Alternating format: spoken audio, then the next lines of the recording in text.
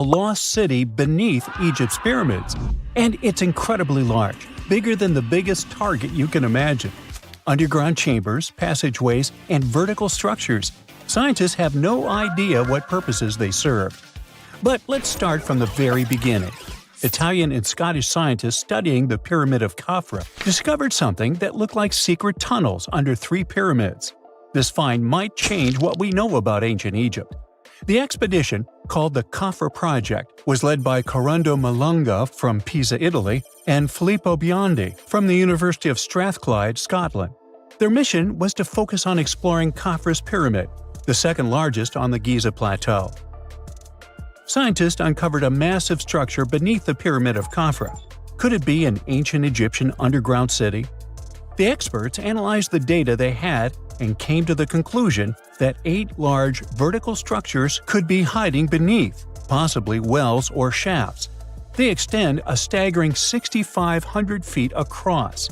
Imagine placing 2.5 Burj Khalifas on the ground, one after another, and you get the sheer size of this find. These shafts also plunge nearly 2,000 feet underground. Some of the deepest underground stations in the world are located at a mere 380 feet underground or so. These cylindrical shafts are surrounded by spiral paths. Picture some old Gothic castle. They're connected to 2 giant, weirdly shaped chambers. Are those cubes? Or possibly bowls? Each of these chambers is likely more than 260 feet across. Now, even though we know about the structures now, no one has figured out their original purpose yet. Want to hear something even more shocking? Okay then. The team is almost sure that similar access points can be found under all 3 pyramids. In other words, all of them might be linked by a hidden system of underground tunnels, chambers, and passages. Even deeper, about 4,000 feet under the surface, there might be more unknown structures. And doesn't it add to the mystery?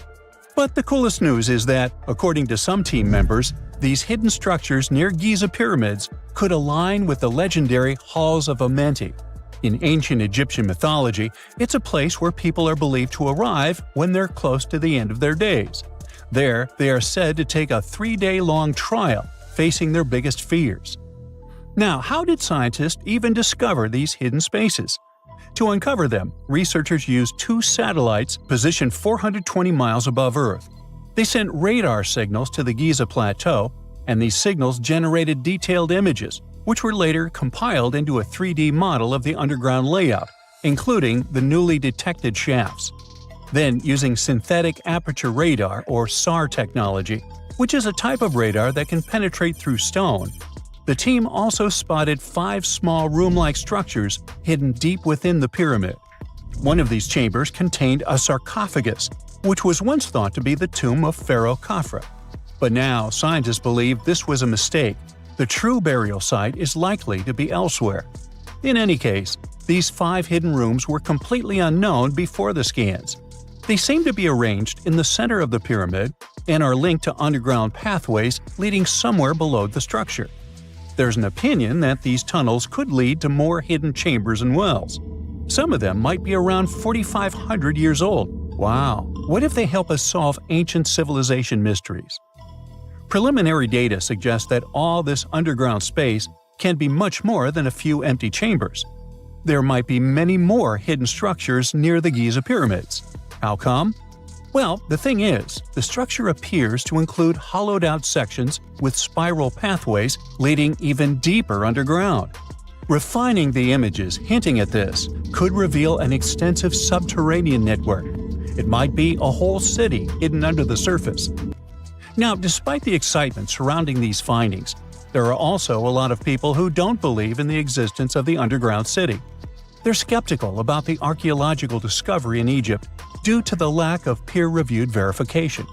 That's why several archaeologists and radar experts have challenged the validity of the claims.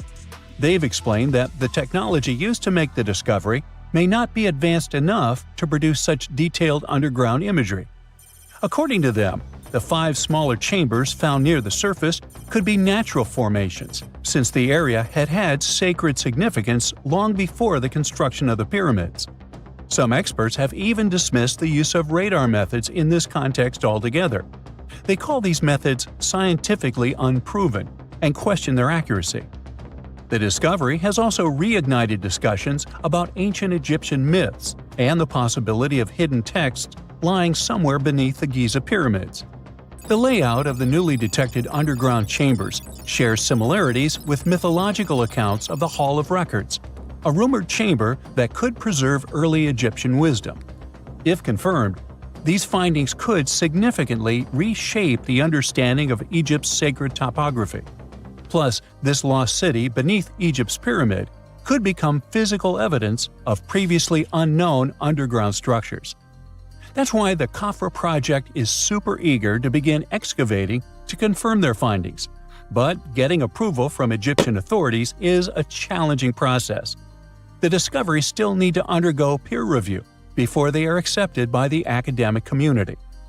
By the way, this recent archaeological discovery in Egypt comes on the heels of another discovery involving a weird structure beneath the Royal Giza Cemetery, which researchers believe is unnatural in origin. Archaeologists use remote sensing techniques and uncovered a mysterious L-shaped structure underground in the Western Cemetery of Giza. This area is known to house burials of royal family members and high-ranking officials. Many of the tombs in the cemetery have above-ground mastabas, rectangular stone or mud brick structures with flat roofs. But there is an area in the center of the cemetery where there are no above-ground structures. To investigate this unexplored region, the team used electrical resistive tomography and ground-penetrating radar. ERT works by sending electrical currents into the ground and measuring the resistance to detect remains. As for GPR, it sends radar into the ground and maps the structures based on the radar's return. The team found an anomaly about 6.5 feet beneath the surface. It appeared to be an L-shaped structure measuring at least 33 feet in length. The readings suggested that the structure had been backfilled with sand after its construction. This made the team hypothesize that it could be a mix of sand and gravel, or possibly an air void. This anomaly was classified as a highly resistive structure, which meant it didn't occur naturally. Motoyuki Sato, the study's lead author and professor at Tohoku University in Japan, claims that the structure is not a natural formation due to its sharp shape. Another weird thing about ancient Egyptian pyramids is that historians have long believed that they were built primarily for royals and high-status individuals who had the wealth and power to create such massive structures. However, new research from the archaeological site of Tombos in modern-day Sudan challenges this assumption. The thing is, Tombos' pyramid may have served as burial sites for low-status workers as well as elites. The hard-working members of ancient communities may have found their last resting place in some of the most visible monuments, including the pyramids. Located along the Nile River in the ancient region of Nubia, Tombos became part of Egypt after its conquest of the area around 1400 BCE. That's when Egypt established the site to strengthen its colonial control. Workers at Tombos built pyramids, but those were much more modest than the famous pyramids of Giza. The research team reanalyzed 110 human skeletons from Tombos, originally studied in 2012. In particular, they examined the entheses, the areas where tendons and ligaments attach to bones. Such an analysis can give us insights into the amount of physical labor a person performed. When someone does hard labor, their bones often develop distinct crests and ridges at these attachment points due to the stress on the tendons and ligaments. And while some skeletons showed little change in their entheses, suggesting they belonged to individuals from the upper classes, others showed more serious changes. It means they belong to lower-class workers. This finding can totally challenge our earlier understanding of pyramid burials, especially the idea that only elites were buried in the pyramids, because the pyramids themselves were designed for the elite. This recent research may prove that lower-class workers may have found their final resting place in these monumental structures too. There are mysterious plasma bubbles floating around the pyramids of Giza. As bizarre as that might sound, let's get one thing clear right off the bat. There's nothing extraterrestrial going on here. Plasma bubbles are those weather anomalies that form in a layer of Earth's atmosphere called the ionosphere. This is an invisible layer surrounding our planet that stretches roughly from 50 to 400 miles above Earth's surface, right at the edge of space. In this layer, the sun, being the giant hot power that it is, basically cooks gases, splitting them into electrically charged particles called plasma. Here's where it gets interesting. At night, especially near the equator, these charged particles get disturbed, and when a bunch of them suddenly vanish at the same time, it forms what we call a plasma bubble. Imagine it like a big empty pocket where the plasma is missing or its quantity is lowered, but it's only considered a plasma bubble if this phenomenon occurs on a large scale, typically around 62 miles in size. If you're already packing your suitcase for Egypt and have put binoculars to look at the tips of the pyramids, I'm sorry to say that we can't see these plasma bubbles with the unaided eye. It's all happening way above our heads, completely invisible to us. Scientists need to use special equipment, like the Latitude Long-Range Ionosphere Radar, or LARID, to detect these bubbles. This advanced technology helps researchers track and observe the movement and formation of plasma bubbles in real time. This formation, by the way, can be triggered by solar storms. That brings us to November 2023, when an impressive solar storm occurred. On a scale from 1 to 5, this one was classified as a G3, which is considered a strong event. Solar storms occur when sunspots are basically cooler, darker areas on the sun's surface, release bursts of energy into space. These flares triggered several geomagnetic storms on Earth. While this might sound like doomsday stuff, it didn't disrupt our daily lives too much. In fact, it was great news for skywatchers, since the solar storm created stunning auroras, with the northern lights visible as far south as Greece and Turkey. But this particular storm in 2023 also had another interesting consequence. It caused the largest plasma bubble ever recorded by the Chinese radar. This phenomenon was so massive that it covered regions as far apart as the Egyptian pyramids and the Midway Islands in the Pacific Ocean. Now that's a huge distance, and it is a big deal for science. And that's because plasma bubbles are a growing threat to modern technology. Experts say they can disrupt satellite communications and GPS systems. So if you're using Google Maps or Waze and suddenly it can't figure out where you are, a plasma bubble might be to blame. Great, we now know what's going on with those bubbles, detected above the pyramids of Giza. But things get even weirder inside this ancient construction. Apparently, the Great Pyramid of Giza has the ability to concentrate electromagnetic energy within its interior. A couple of years ago, a group of researchers decided to see what would happen if they took this ancient architecture and hit it with radio waves. I mean, waves that are similar to the kind your phone uses, but on a much larger scale, up to 1,900 feet long. But since they couldn't just start blasting radio waves at the actual pyramid, they did the next best thing: computer modeling. Using these simulations, the researchers discovered something incredible. The Great Pyramid can actually concentrate electromagnetic energy within its internal chambers, as well as underneath its base, where an unfinished chamber is located. By concentrate, I mean something like trap it. For example, when you shout into a cave, you hear your voice echo back, right? The sound waves don't just disappear, they bounce around and get focused. Similarly, when radio waves hit the pyramid, they don't just pass through or around it. Instead, they get absorbed, bounce around, and focus inside and underneath the pyramid. Our list of mysterious phenomena surrounding the Egyptian pyramids doesn't end there.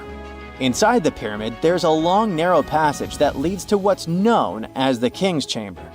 This room sits at the center of the pyramid, and it's believed to have been the final resting place of Pharaoh Khufu, the ancient Egyptian leader who commissioned the entire thing over 4,000 years ago. When visitors step into the King's Chamber, two things normally strike them: the room's incredible acoustics and its heavy, imposing structure, which is entirely lined with red granite. Recently, scientists have started to connect these two facts. Some researchers now believe that the king's chamber might be able to catch or pick up sound energy generated from other parts of the pyramid. In other words, this room might have been designed to amplify sound in a way that no other chamber in the pyramid can. To test this theory, researchers conducted an experiment where they sang in the Queen's chamber, which is located directly below the King's chamber. Here's where it gets wild. The music couldn't be heard in the lower underground rooms of the pyramid, but it sounded loud and clear in the King's chamber. One possible explanation for this is the type of stone used in the King's chamber: pink granite. Granite is known for its piezoelectric properties, meaning it can absorb energy from its surroundings, like sound vibrations, and convert it into electrical energy. This suggests that the chamber's unique acoustics might be due to more than just the shape of the room. It could be that the granite itself plays a role in amplifying and concentrating sound waves. According to scientists, these discoveries open up a whole new field of research into the pyramid's potential. Could the ancient pyramids have somehow harnessed the energy created by sound waves, or even Earth's natural vibrations? It might sound far-fetched, but considering the granite's piezoelectric properties are well documented in modern science, it's not entirely impossible. Who knows? Maybe we've only just scratched the surface of what the pyramids were truly capable of. Speaking of just scratching the surface, there's even more to think about, like how the pyramids ended up in such a perfect location. It seems the builders lined up the Great Pyramid with the cardinal points, meaning its sides are almost perfectly aligned with the four main directions: north, south, east, and west. There are many theories about how they did it, but one study suggests that Egyptians might have used the fall equinox to achieve this perfect alignment. During the equinox, the sun rises and sets directly in the east and west.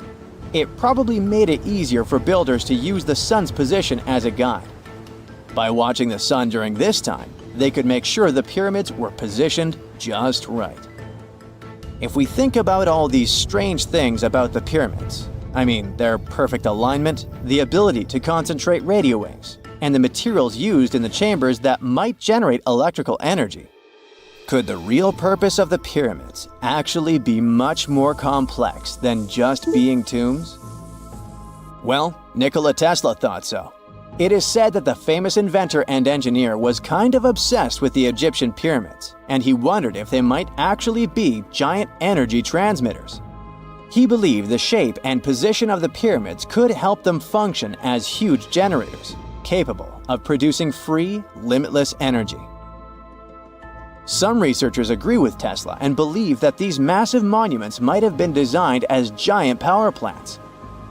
According to their theory, builders could have figured out how to move ions, those electrically charged particles in the atmosphere, by placing materials like copper, gold, and silver around the pyramids. So, it's definitely possible that the ancient Egyptians created a sustainable, renewable power source.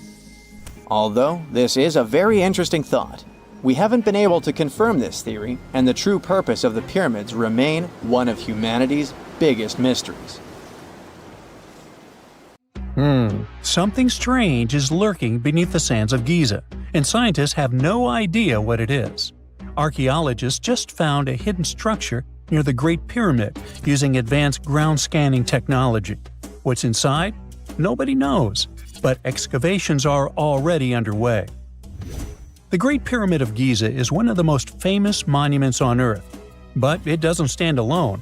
It's surrounded by an ancient necropolis, a massive royal graveyard filled with tombs and monuments. They belong to pharaohs, nobles, and other high-ranking officials. Most of these tombs are above the ground. They're called mastabas, rectangular, flat-roofed tombs built from limestone or mud brick, and they've been studied for decades. But from old movies, we know that these weren't simple graves. They have deep vertical shafts leading to underground burial chambers, where the past was sealed away for eternity. And recently, archaeologists found one curious empty space in the cemetery, a completely unexplored patch of ground. No mastabas, no visible ruins, nada. For years they ignored it, But between 2021 and 2023, they decided to investigate. They didn't dig, though. Instead, they used a technology that kind of acts like X-rays for the ground. These radars let scientists see the secrets hidden there. And there was something hidden beneath the sand, something deliberately buried and forgotten. A two-part underground structure. One part was shallow and L-shaped. It's about 33 feet long and buried just 6.5 feet deep. But below that, a deeper, more mysterious anomaly, a structure completely different from anything else in the area. They called it a highly resistive anomaly, which means it's dense and solid, likely made of stone, sand, or even metal. And still, no one has a clue what's inside it. Now, it's clear that humans made the L shape. It wasn't formed by nature. And the shallower structure might have been an entrance to whatever is hidden below. But they only have some theories about what might be hidden there. It's also filled with sand and gravel. It was probably deliberately backfilled after its construction, perhaps to preserve this. Why? Well, we don't know yet. The archaeological team will need to excavate to understand what exactly this thing was and why it was built. The first guess is a lost burial chamber. Many tombs in Giza have underground burial sites, but most have clear surface markers. This one, for some reason, has nothing, but it could be one of them. The second guess is an ancient offering chapel. Egyptologists know that some chapels were built in this shape, but usually they were above ground, not buried like this. And finally, it might be something we've never seen before. If this turns out to be a new type of structure, it could rewrite what we know about the burials of pharaohs. The only way to know for sure is to dig it up. And that's exactly what's happening right now. Excavations are already underway. Archaeologists are racing against time to uncover the truth. But there's a real danger there too. Giza's fragile ancient structures need to be handled carefully. Otherwise, they could be damaged beyond repair. So all we can do is wait for the truth. Now, these tombs always held fascinating mysteries. Unfortunately, we'll never learn tons of these mysteries because of some relentless tomb robbers. Egyptian tombs were built to guard the bodies for eternity. But that absolutely didn't stop people from breaking in and stealing everything valuable inside. They've been bothering these ancient sites for thousands of years, starting way back in Pharaoh's times. Many of the most famous tombs, including those in Giza, Saqqara, and the Valley of the Kings, were looted. It was a common practice in ancient Egypt. And they were serious about this whole thing. They dug secret tunnels to bypass traps and walls, bribed or threatened tomb workers to get inside knowledge, cracked open sarcophagi to grab gold, jewelry, and artifacts. And by the time modern archaeologists got to most of these tombs, they had already been picked clean. The reigning pharaohs got tired of this infuriating nonsense. The Valley of the Kings, the famous burial ground of Egyptian royalty, was supposed to be the ultimate safe zone. Tombs were built deep underground, hidden in the desert. Passages were sealed with giant stone blocks. False doors and traps were added to confuse thieves. Even curses were written on the walls, warnings of horrible endings for anyone who dared to disturb the tomb, which is exactly where we got all those horror stories about mummies from. Spoiler alert, none of it worked. Most tombs in the Valley of the Kings were fully robbed within 100 years of being sealed. Even King Tutankhamun's tomb, one of the most famous in history, was broken into twice in ancient times. Some of them decided to try and fight back. The New Kingdom rulers built hidden unmarked tombs in a way that should have prevented the looters from finding them, but didn't work. Some pharaohs, like Ramses II, were moved in secret to prevent their bodies from being stolen. Nope, didn't matter. The grave robbers always won. That's because tomb raiders weren't just random thieves. They were skilled, organized, and well-connected. They knew exactly where to look. Many were the ones who had built these sites in the first place, and they knew where the entrances were. If they couldn't smash through the doors, they'd dig through the walls, floors, and even ceilings to break inside. They also worked fast, often within a few years after the tombs were sealed, before anyone forgot where the valuable stuff was. The Khufu's pyramid, The one that's next to this newly discovered structure was looted long before modern times. The one thing left inside when explorers got there? An empty granite box where the sarcophagus used to be. Unfortunately, it's not just about gold.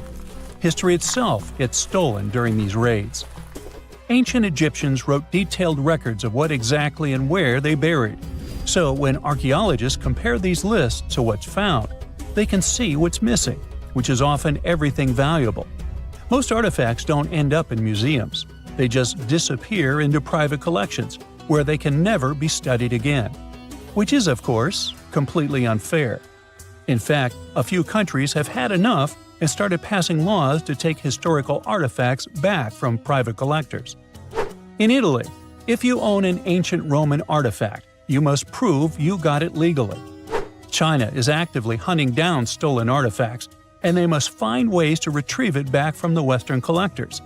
In Egypt, they passed new laws making it illegal for private citizens to own any ancient Egyptian artifacts at all. Other countries, like the US, the UK, Germany, or Switzerland, are completely fine with rich guys owning their history. The British Museum is built on looted things. European empires invaded half the planet and took whatever they wanted back home. Their museums are often full of such stolen artifacts, and unfortunately, they refuse to give most of them back. For example, the Rosetta Stone. It was taken from Egypt by Napoleon's army, then stolen again by the British after they beat the French. Egypt has been demanding to return for years, but they still can't get it back. Or the Parthenon marbles. These magnificent massive Greek structures were taken from the Parthenon in Athens by a British lord in the 19th century. Greece has been begging for them back ever since, but the UK doesn't feel like it. Not to mention tons of Mesoamerican artifacts, scattered in various museums across the world. European explorers raided Mayan and Aztec temples, took statues, jewelry, and sacred objects, and now Mexico is fighting to get them back. Well, wouldn't it be surprising even if this mysterious underground chamber has somehow been looted already? But if it's a newly found place, could it be one of the few that escaped the hands of grave robbers? Could there still be ancient artifacts, untouched for 4,500 years? We can only hope that those guys didn't get there first. No man shall ever find my tomb. That's what, according to rumors, Cleopatra once said. Rumor has it really wasn't about the gender. She wanted no living soul to disturb her, and I think she meant that no human would ever discover the location of her grave. But, surprisingly, it was indeed a woman who was closer than anyone before to finally discovering the Queen's resting place. Meet Kathleen Martinez Berry, a criminal lawyer turned archaeologist. She got so intrigued with Cleopatra's story that she packed her bags and went to Egypt with no official support and even no permission from the authorities. All she had was pure determination to find the Queen's tomb. Now, you could say Kathleen had always been ahead of the game. She skipped grades in school, mastered piano, chess, swimming, and martial arts, and grew up listening to top intellectuals debating in her home. And she even got her law degree at just 19, and archaeology was her side passion. She had never actually been to Egypt, never dug up a single artifact. But her fascination with Cleopatra went all the way back to an argument with her father in 1990. That day, she walked into his library looking for a copy of Antony and Cleopatra by Shakespeare. Her dad, Fausto Martinez, a professor and legal expert, casually called Cleopatra a seductress. Kathleen wasn't having it. She fired back, arguing that history had been totally unfair to Cleopatra. The Romans, she said, wanted to destroy her reputation, and for centuries, people had just believed their version of the story. The debate went on for hours, and in the end, her father admitted maybe he had judged Cleopatra too harshly. That conversation changed everything for Kathleen. From that day on, she read every ancient text she could find, especially Plutarch's account of Cleopatra and Mark Antony. The more she learned, the more convinced she became that Cleopatra wasn't just some queen who fell for the wrong guy. She was a genius, playing a dangerous political game to keep Egypt independent.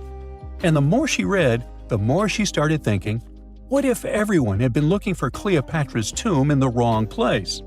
That thought stuck with her. When she was caring for her second child, she earned a master's in archaeology. Multitasking. That reignited an obsession that would take over her life, uncovering the truth about Cleopatra. Even though most experts believe that Cleopatra's tomb, along with the final resting place of 13 other Ptolemaic rulers, lies somewhere beneath modern-day Alexandria, Dr. Martinez has a different idea. She believes Cleopatra was buried at Taposiris Magna, an ancient temple dedicated to Osiris, the Egyptian deity of the afterlife. But she still needed an ancient foundation plate. These plates, about the size of a smartphone, were placed beneath important temple structures and often contained inscriptions explaining when and why the temple was built. If she could find a plate that confirmed the temple was dedicated to Isis, Cleopatra's patron deity, she'd have solid proof that this was the right place to look. Nothing could deter Martinez. She excavated the entire temple site, digging deeper than anyone before her. Her team found coins with Cleopatra's name and face stamped on them. It meant Cleopatra had a direct connection to this site. Then, they uncovered something even more interesting. A tunnel used to bring water to people, leading straight from the temple into the Mediterranean Sea. So, if parts of the temple had already sunken into the water, could Cleopatra's tomb be down there too? Martinez needed proof to convince Egyptian authorities to let her search underwater. And, against all odds, she found the missing foundation plate. On it, the pharaoh offered a large area of Nubia to deity Isis. That was it, the confirmation she needed. The temple was indeed dedicated to Isis, proving her theory wasn't just speculation. If one temple was on land, Martinez suspected the second temple, possibly Cleopatra's tomb, had collapsed into the sea. She needed help from experts in underwater archaeology, so she reached out to Robert Ballard, the guy who discovered the Titanic. With support from the Egyptian authorities, she and her team began exploring the waters off the coast of Alexandria. And what they found was mind-blowing. Underwater, they discovered massive stone structures, some standing 6 to 10 feet tall, right where the coastline would have been thousands of years ago. They also found basalt blocks, the same material used in the statues from the first temple. That meant one thing: those weren't just random rocks. They were the remains of a lost city, buried beneath the sea for centuries. Now, we can only wait and see whether Martinez and her team will be able to unravel one of the greatest mysteries of the past left by the outstanding woman that was Cleopatra. Here's some backstory. After her father, Ptolemy VII, passed away, Egypt's throne went to both Ptolemy VIII and Cleopatra, or so it seemed. Cleopatra, just 18 at the time, allegedly married her 10-year-old brother. Yeah, ancient royalty had some different customs, though there's no solid proof of that. But sibling love didn't last long. Young Ptolemy decided he wanted all the power for himself and tried to push Cleopatra out. Forced to flee the country, she didn't just sit around feeling sorry for herself. She raised an army, ready to march back and take what was hers. That's how, at 21, she was already in the Sinai Desert, leading an army and planning her return to the throne. Now, by that time, Cleopatra had already been locked in a powerful political, and not only political, alliance with Julius Caesar. In June 47 BC, she gave birth to a son, Ptolemy Caesar, better known as Caesarion, who, many believe, was Caesar's child. But that didn't stop her from playing by Egyptian royal rules. And her husband number 2, her other brother, Ptolemy XIV. Yep, despite her ongoing affair with Caesar, Cleopatra married yet another sibling, because, in her world, keeping the throne in the family was the name of the game. Now, marriage aside, Cleopatra's bond with Caesar stayed strong. She even traveled to Rome with Ptolemy XIV for a state visit. But instead of playing the role of a dutiful queen, she stayed in Caesar's private villa by the Tiber River. But after Julius Caesar lost his life in 44 BCE on the Ides of March, Cleopatra's political standing became shaky. To make matters worse, her brother-husband Ptolemy XIV passed away soon after, and some suspect Cleopatra had a hand in it, leaving her as the sole ruler of Egypt. Meanwhile, back in Rome, Mark Antony was rising to power as Caesar's presumed successor.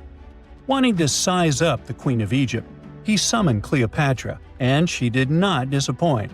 Sailing into town on a lavish barge dressed as a deity, Cleopatra made quite an entrance. Antony was instantly mesmerized, so much so that he left his third wife back in Rome and followed Cleopatra to Alexandria, where their relationship turned into a full-blown royal affair. The two had 3 children together. Together, they waged war against Caesar's adopted son, Octavian, in a battle for control of the Roman Empire. The last time the queen was seen, she was in her mausoleum, dressed in full royal splendor, diadem on her head, lying on what Plutarch called a golden couch. When Antony and Cleopatra lost at Actium, Octavian's forces marched into Alexandria.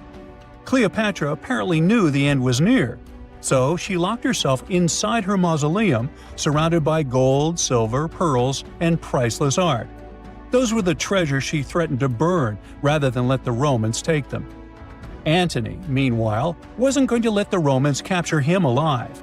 He wounded himself with his own sword, but before he passed away, he was carried to Cleopatra's side.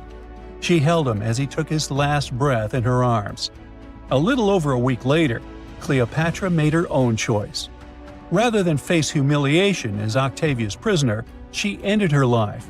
Legend says it was the bite of a deadly asp, though history isn't quite clear on that. At the time, Cleopatra was only 39. Sounds like a rather full life to me. When you hear the word mummy, you might get a chill down your spine. That's because most of us associate this word with those creepy characters we've seen in some scary movies. But in reality, mummies have helped us understand a lot about ancient civilizations, their rulers, and about how people used to deal with losing their loved ones. The people most famous worldwide for their mummies are the ancient Egyptians. They believed that some sort of existence after passing away was possible, if certain conditions were met. That's why they insisted on preserving the human body through the process of mummification and placing the mummy in a furnished tomb, kind of like giving it a fully functioning apartment of its own. Why did they believe in this? Well, because they were deeply connected to their natural environment for the most part. They saw the natural cycles around them, like how the sun rose every day, followed by the moon, or how new life was always sprouting from plants, even after they had wilted away. They also believed that the powerful spirit Osiris, who represented the cycle of passing away and resurrection, played a role in this process. To prepare for the afterlife, the ancient Egyptians followed certain rituals, like mummification, which involved using materials like honey, resins, and incense to preserve the body. There's no other mummy more popular than that of King Tut. He was a young pharaoh who ruled over 3,000 years ago in Egypt. The problem with discovering ancient royal tombs is that most of such burial sites were previously robbed. People knew ancient rulers had been left with many valuable belongings, so those locations became vulnerable to thieves. When King Tut's tomb was opened in 1922, people were excited because it had not been robbed, like many other previously discovered royal tombs. That's how well hidden it was. Inside, his mummy was encapsulated in a total of 3 coffins, including one made of gold. The objects found in his tomb showed us what ancient Egypt was like, and studying his mummy also helped us learn about the culture and practices popular at the time when he passed away. We also learned about his family by looking at his DNA. Scientists were able to discover that he had had a disease called malaria and a problem with his foot that might have made it hard for him to walk. Ramses II was another pharaoh in Egypt who ruled for 68 years, which was quite a lot back in the day. He was known for his expansion campaigns and building projects. Many objects from his time as a ruler still exist today, including a large statue of him. Ramses II was about 6 feet tall and lived to be about 90 years old. After looking at his mummy, scientists concluded that he may have had a medical condition that affected his spine. Now, remember those thieves I mentioned before? They are probably the reason why Ramses II ended up in a plain coffin in a secret collection of royal mummies at Deir al-Bahari, which was rediscovered in 1881. Thankfully, archaeologists were able to identify him because his journeys had been recorded on his wrappings. The process was really tedious too. In fact, in ancient Egypt, the mummification process could take a staggering 70 days to complete. A special person would say a very specific speech while delicately handling the body and drying it out using a type of salt called natron. They also used linen and resin to make the body look more lifelike and to wrap it in cloth. The tomb was equally as important for ancient Egyptians. The walls of King Tut's tomb, for example, were adorned with intricate artwork that depicted his journey to the afterlife, from his burial procession to his passage through the underworld. The ancient Egyptians believed that everyone made this journey after passing away, and they filled their tombs with items and paintings to help the person in their spiritual travels. Additionally, the walls of the tomb were decorated with spells from a special book, which contained a collection of poems that the Egyptians believed would help people reach the afterlife. And speaking of how important this journey was, people also placed food in these ancient tombs. In King Tut's tomb, archaeologists discovered 36 jars of vintage beverages and 8 baskets of fruit, which were believed to be left there to help him in his journey to the afterlife. The Egyptians believed that traveling to the afterlife took a really long time, so they left a lot of supplies, such as food and water, to sustain their loved ones. Pharaohs also generally had numerous luxurious garments and beautiful jewelry in their tombs to ensure that they would have a fashionable journey. These items included various types of linen clothing, such as tunics, scarves, gloves, and headdresses, as well as a lot of gold jewelry with precious stones, like bracelets, buckles, pendants, necklaces, rings, and even precious depictions of insects for protection. Some were also deposited with fans made from ivory and ostrich feathers to keep them cool in the afterlife. Some ancient rulers were even placed in their forever apartments along with boats. For example, Pharaoh Khufu built the Great Pyramid at Giza as his tomb, and a large ship was found inside. King Tut, however, was buried with multiple boat paddles, but no actual boat. Instead, he had 3 chariots and numerous walking sticks made of precious materials, perhaps indicating he'd rather travel to the beyond by land, not by water. Amongst the most interesting objects found near ancient mummies are bottles of oils and perfumes. If rulers were supposed to be fashionable, why not smell nice too, right? Also, some of them had some ancient kinds of board games, most of them made out of precious materials like gold or ivory. One of those games was called Senet. It was very popular amongst the ancient Egyptians and very similar to modern-day chess. The ancient Egyptians may have the most famous mummies out there, but they weren't the first to invent the procedure. In fact, it all started in South America with an ancient civilization named the Chinchorro. As far as we know today, these people were the first to mummify their loved ones that had passed away. They did it somewhere around 2,000 years before the Egyptians started their own rituals. Sure, we can tell a lot about ancient rulers by studying these mummies, but until recently, we had no idea what they really looked like during their lifetime. Not so long ago, though, some very special mummy paintings were found by archaeologists studying ancient Egyptian objects. These mummy portraits are highly detailed paintings of individuals that were made while they were still alive. Such paintings were often painted on wood, as opposed to the classical portraits we all know about, which are painted on canvas. They are known for their realism and beauty, and have even been used by researchers to diagnose diseases by comparing them to the corresponding mummies. Some of these portraits also include depictions of jewelry, which was later found on the mummies. The recent discovery of these mummy portraits in Central Egypt is significant, as it marks the first time in over a century that such paintings have been found. Mummies appeared all around the world naturally, too. Mummification can occur without people intervening because of natural conditions, like extremely cold or hot environments, places with a lack of oxygen, or accidental exposure to chemicals that preserve the body. These conditions don't allow bacteria to grow, resulting in the body remaining more or less intact. Famous Aanti was one of these mummies. We know today he was a man who lived around 5,000 years ago in Europe. But upon his discovery in the Alps in 1991, Austrian authorities initially believed that he was a modern mountaineer because of how well preserved the body was. However, after the Iceman was removed from the glacier, it was determined that he was actually from the Copper Age. X-rays are a type of invisible radiation that can pass through our bodies and objects. They're very important in the field of medicine because they allow doctors to see inside our bodies without having to perform surgery. Now, let's dive into how X-rays work. They're a kind of electromagnetic radiation, just like light or radio waves. However, they have much higher energy than light, which makes them able to go through objects that light cannot. Imagine you have a powerful flashlight. If you try to shine it through a wall, the light won't go through because the wall is too thick. But these rays have enough energy to go through walls and even our bodies. The discovery of X-rays happened by accident in the late 19th century.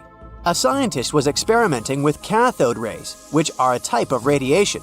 He was working in his lab and noticed that a nearby fluorescent screen started to glow, even though it was not directly exposed to the cathode rays. He realized that something invisible was causing the fluorescence, and he named it X-ray, because X is the mathematical symbol for something unknown. He continued experimenting with such rays and discovered that they could pass through many objects, like flesh and bones, but not through denser materials like metal.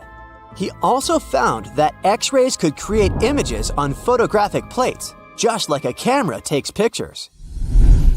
The way this works is quite fascinating. Imagine you're standing in front of a bright light and you hold your hand in front of your face.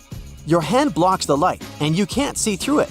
But if you place a sheet of tissue paper in front of your hand, some light will pass through, and you'll be able to see the outline of your hand. X-rays work in a similar way. When a doctor wants to take an X-ray of a part of your body, they will ask you to stand or lie down next to a machine. This device has a special plate that can capture the image. Let's say the doctor wants to further examine your arm. They will place the X-ray plate on one side of your arm and the machine on the other side. Then, the machine will produce a controlled burst of X-rays that pass through your arm. Remember how we talked about the tissue paper allowing some light to pass through? Well, in this case, some of those X-rays will go through your arm, while others will be absorbed or blocked by the denser parts of your body, like bones. The plate captures the X-rays that pass through your arm, and it creates an image. This image shows the bones and other structures inside your body, allowing the doctor to see if there are any problems or injuries. Now, you might be wondering why X-rays can pass through some things but not others. It has to do with the density and composition of the objects. Denser materials like bones absorb more X-rays, so they appear white in the image. So when you look at the result, you'll see your bones as white shapes. Other tissues like muscles and organs are less dense and allow some of those rays to pass through, so they appear as gray shadows. What if I told you there's a whole new way you can peek inside objects, but without using X-rays? I'm not talking about magic powers. Take a comfortable seat while I explain what Muography is. This fascinating scientific technique allows us to see inside objects and even beneath the Earth's surface using a special type of particle called a muon. These elementary particles are very similar to electrons, but they're much heavier. They are created high up in the Earth's atmosphere when cosmic rays, which are particles coming from space, collide with the air molecules. Now, muons are special because they can pierce through different materials. They can pass through rock, soil, and even buildings. Scientists realized this potential back in the 1950s when they were studying cosmic rays and noticed that some of the particles could pass through thick materials. The first muography experiments took place in the 60s. Specialists discovered that muons can be detected using special devices called muon detectors. These detectors are usually placed underground or in specially designed laboratories to shield them from other particles and background radiation. Now let's dive into how muography actually works. Imagine you have a large object, like a pyramid, a mountain, or even an ancient statue, and you want to see what's inside without damaging it. First, detectors are positioned around the object or in the area you want to examine. These detectors are sensitive to muons and can track their paths. When such a particle passes through a detector, it leaves a trace, like footprints in the sand. By collecting data from multiple detectors, scientists can reconstruct the paths. Here's where things get really cool. The Earth's atmosphere acts like a natural filter for muons. It turns out that the more massive an object is, the more particles it will block.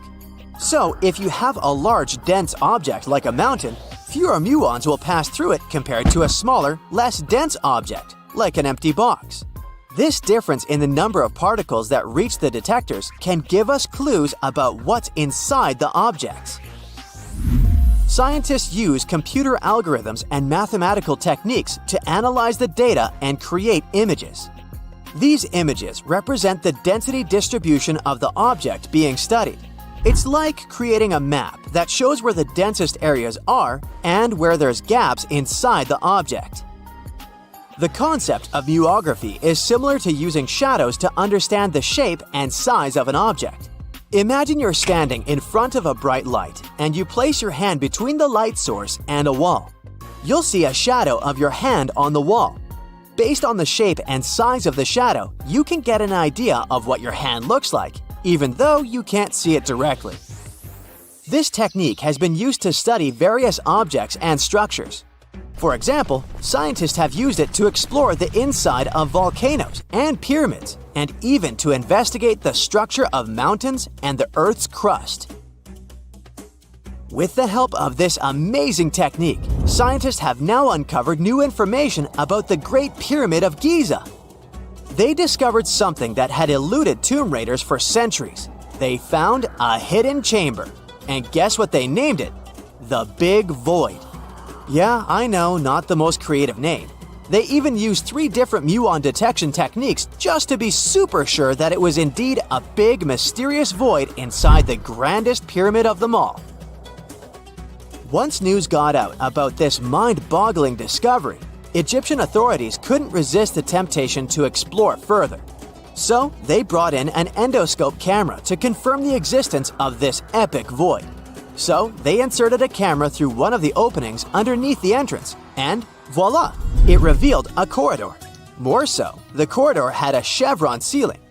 I can't help but imagine the ancient Egyptians using it as a cool dance floor. Another team of scientists decided to take another shot at scanning this newfound void. According to them, the Great Pyramid of Giza is a pioneer in the pyramid game. It used a technique called chevron to cover internal structures and keep them from collapsing. Now, why did the ancient Egyptians build this corridor and the grand void it leads to? One theory suggests that the corridor was built to relieve pressure inside the pyramid. Another theory says that the void could be a result of the pyramid's construction process. It could have been an internal ramp used to move roof blocks into position, and then it was left there or filled loosely with rubble.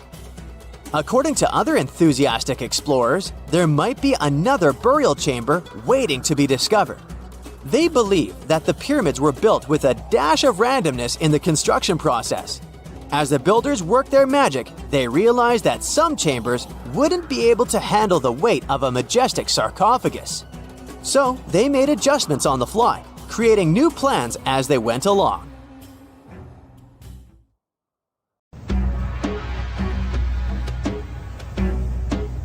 This is not a dune set. This is a very real desert in Niger. Jado was probably built by the nomadic Sao people and is filled with ksars, which are fortified houses made of salt and clay, with giant walls and secret passages. Located deep in the desert, it was once a vital stop for trans-Saharan caravans, but is now a hotspot for smugglers and bandits. The site has been off-limits since 2002 due to its dangers. The origin of the cassars remain a mystery.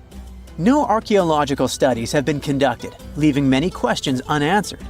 Even today, shifting sands reveal and conceal parts of these ancient ruins, fueling local speculation about what might still be hidden beneath the desert. Speaking of connective tunnels, scientists were blown away by the discovery of lava tubes in Saudi Arabia. These underground passages form when molten lava cools down. Researchers believe that ancient nomadic groups may have utilized these tunnels to survive the super harsh desert climates. While excavating the tunnels, archaeologists uncovered artifacts, rock art, and skeletal remains. The art and animal bones show that the people who used the tunnels were probably sheep and goat herders. They're still piecing together whether these groups lived in the tunnels for extended periods or just used them as temporary shelters. The Great Pyramid of Giza has been standing for thousands of years, but it's still hiding secrets. Using special scanning technology, scientists found two hidden structures under an ancient burial ground. The first is a shallow L-shaped structure, and below it is a much larger space that could be a final resting place or a chamber. The smaller structure was filled with sand on purpose, while the deeper one might be an empty chamber. Experts believe the two are connected, possibly as an entrance leading to a secret chamber. This is big news because it might give us some more insight into who built the pyramids and why. The world is full of ancient writing, but some messages refuse to give up their secrets, like the mystery of the Bashplemi tablet. This unusual stone, pulled from a lake in Georgia, is covered in symbols no one can read. Even with modern technology, experts are completely stumped. The tablet is about the size of a book, with 60 symbols carefully carved into its surface, but 39 of them don't match any known language. Some resemble scripts from ancient civilizations in the Middle East, India, and Egypt, but none are an exact match. To make things even trickier, part of the tablet is broken off, meaning a piece of the puzzle is missing forever. To rule out a hoax, scientists studied the tablet closely. They confirmed it's made of vesicular basalt, an extremely tough local rock. Whoever carved these symbols must have been really skilled. Based on similar archaeological finds, experts believe the tablet could date back thousands of years, possibly to the late Bronze or early Iron Age. Some symbols repeat, which could mean they're numbers. Maybe it's an inventory list, a record of battles, or even an offering to the deities. Until someone cracks the code, the Bashplemi tablet remains an unsolved mystery from the depths of history. Experts are still stumped with what this Minoan disk might mean. The Phaistos disk is one of the most mysterious finds from the Minoan civilization. This 6-inch clay object, discovered in 1908, has strange spiral markings that no one has fully decoded yet. The disk has 241 symbols on both sides, showing everything from people and animals to tools and plants. Experts have come up with many theories about what the symbols mean. Some think it's an early form of Greek. Others suggest it's a prayer or a hymn. And some even believe it could be a letter from a king in Anatolia to a Greek ruler. Let's see who will be the first to figure this out. It's always a fun day at an archaeologist's office when they find something as big as a 2,000-year-old marble head. A French archaeologist mission went digging inside an old medieval house near Alexandria in Egypt and found a statue's head depicting an old, possibly ill man. This statue dates from the last Egyptian dynasty before it became part of the Roman Empire, and the site where it was found is associated with the likes of Cleopatra and Mark Antony. For archaeologists, even the smallest finds at this site means a lot. You've heard of Lucy, right? The Australopithecus that was an early ancestor for us humans. Well, scientists found some of her species' footprints somewhere in Tanzania. The so-called Laetoli footprints are over 3 million years old. The trail stretched 88 feet and has about 70 footprints, left behind when a bunch of early humans walked across some wet volcanic ash. What's cool is that these early humans were already walking on 2 feet, like us, not all hunched over like apes. The close spacing of the prints shows they probably had short legs and a shorter stride than we do today. In an ancient Egyptian temple, archaeologists uncovered a shrine unlike any other, a place dedicated to falcons and 2 mysterious deities. One deity had a falcon's head, while the other wore a crown with a sun disk and cow horns. But the most baffling discovery was an inscription that read, "It is improper to boil a head in here."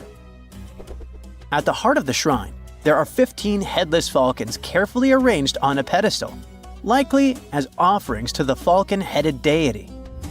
One theory suggests the birds were boiled first, perhaps to pluck their feathers, before being placed in the shrine, following the strange rule carved into stone.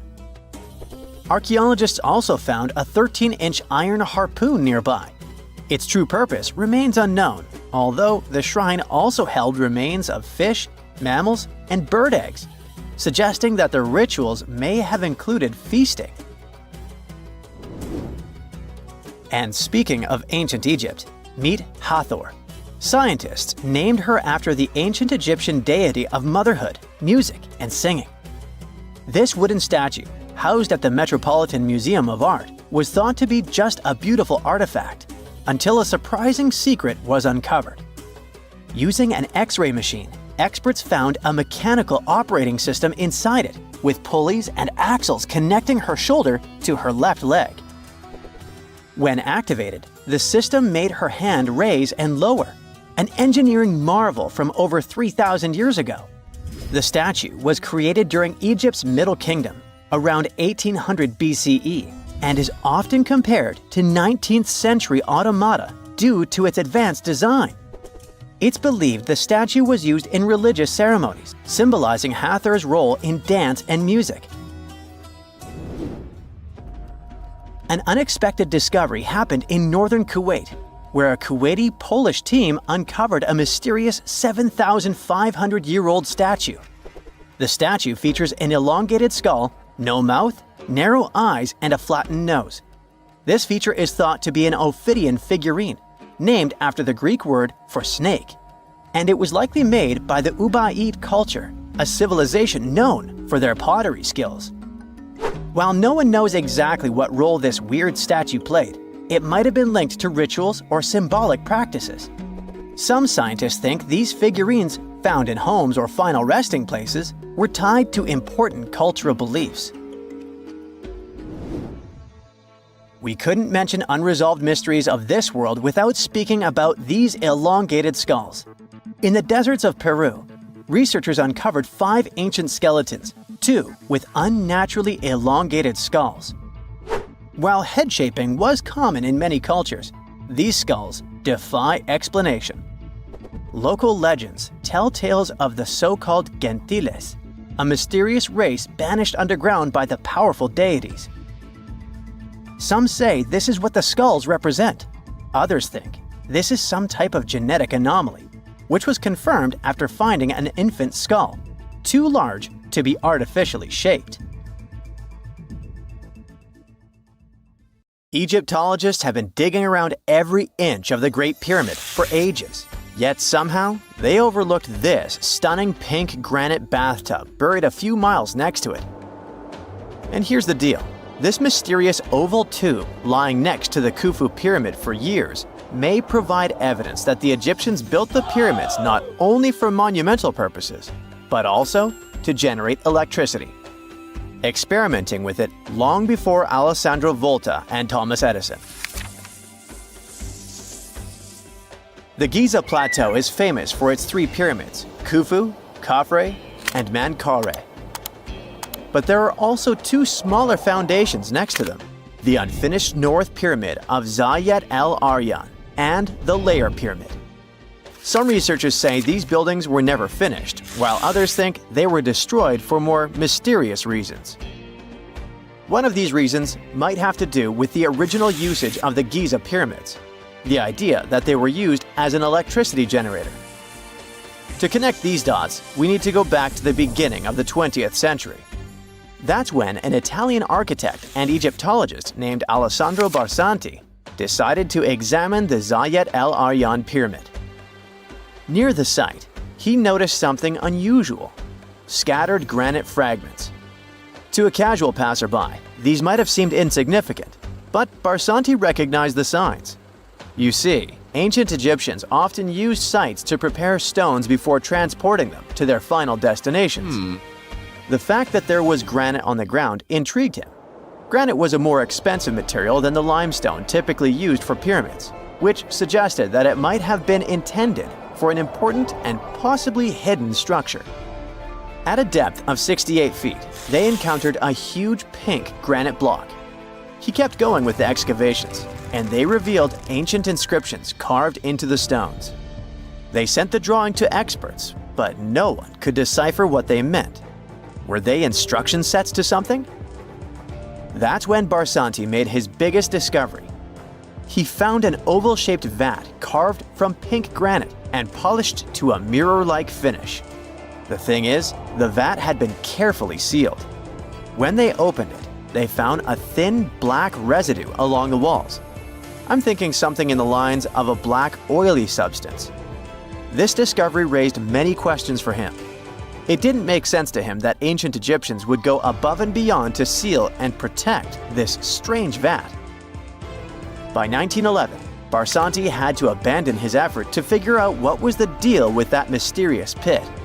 But his findings intrigued researchers all over the world, and they've got their own opinions about it. One of these modern theories suggests that the other pyramids could have been used as a part of a bigger whole. It suggests that the Khufu pyramid was actually used as a water pump designed to irrigate the desert area. Apparently, the pyramid's internal chambers would function as a hydraulic system. In the 1990s, an engineer took this theory seriously and studied the pyramid's subterranean chamber. Surprisingly, he found actual signs of water damage.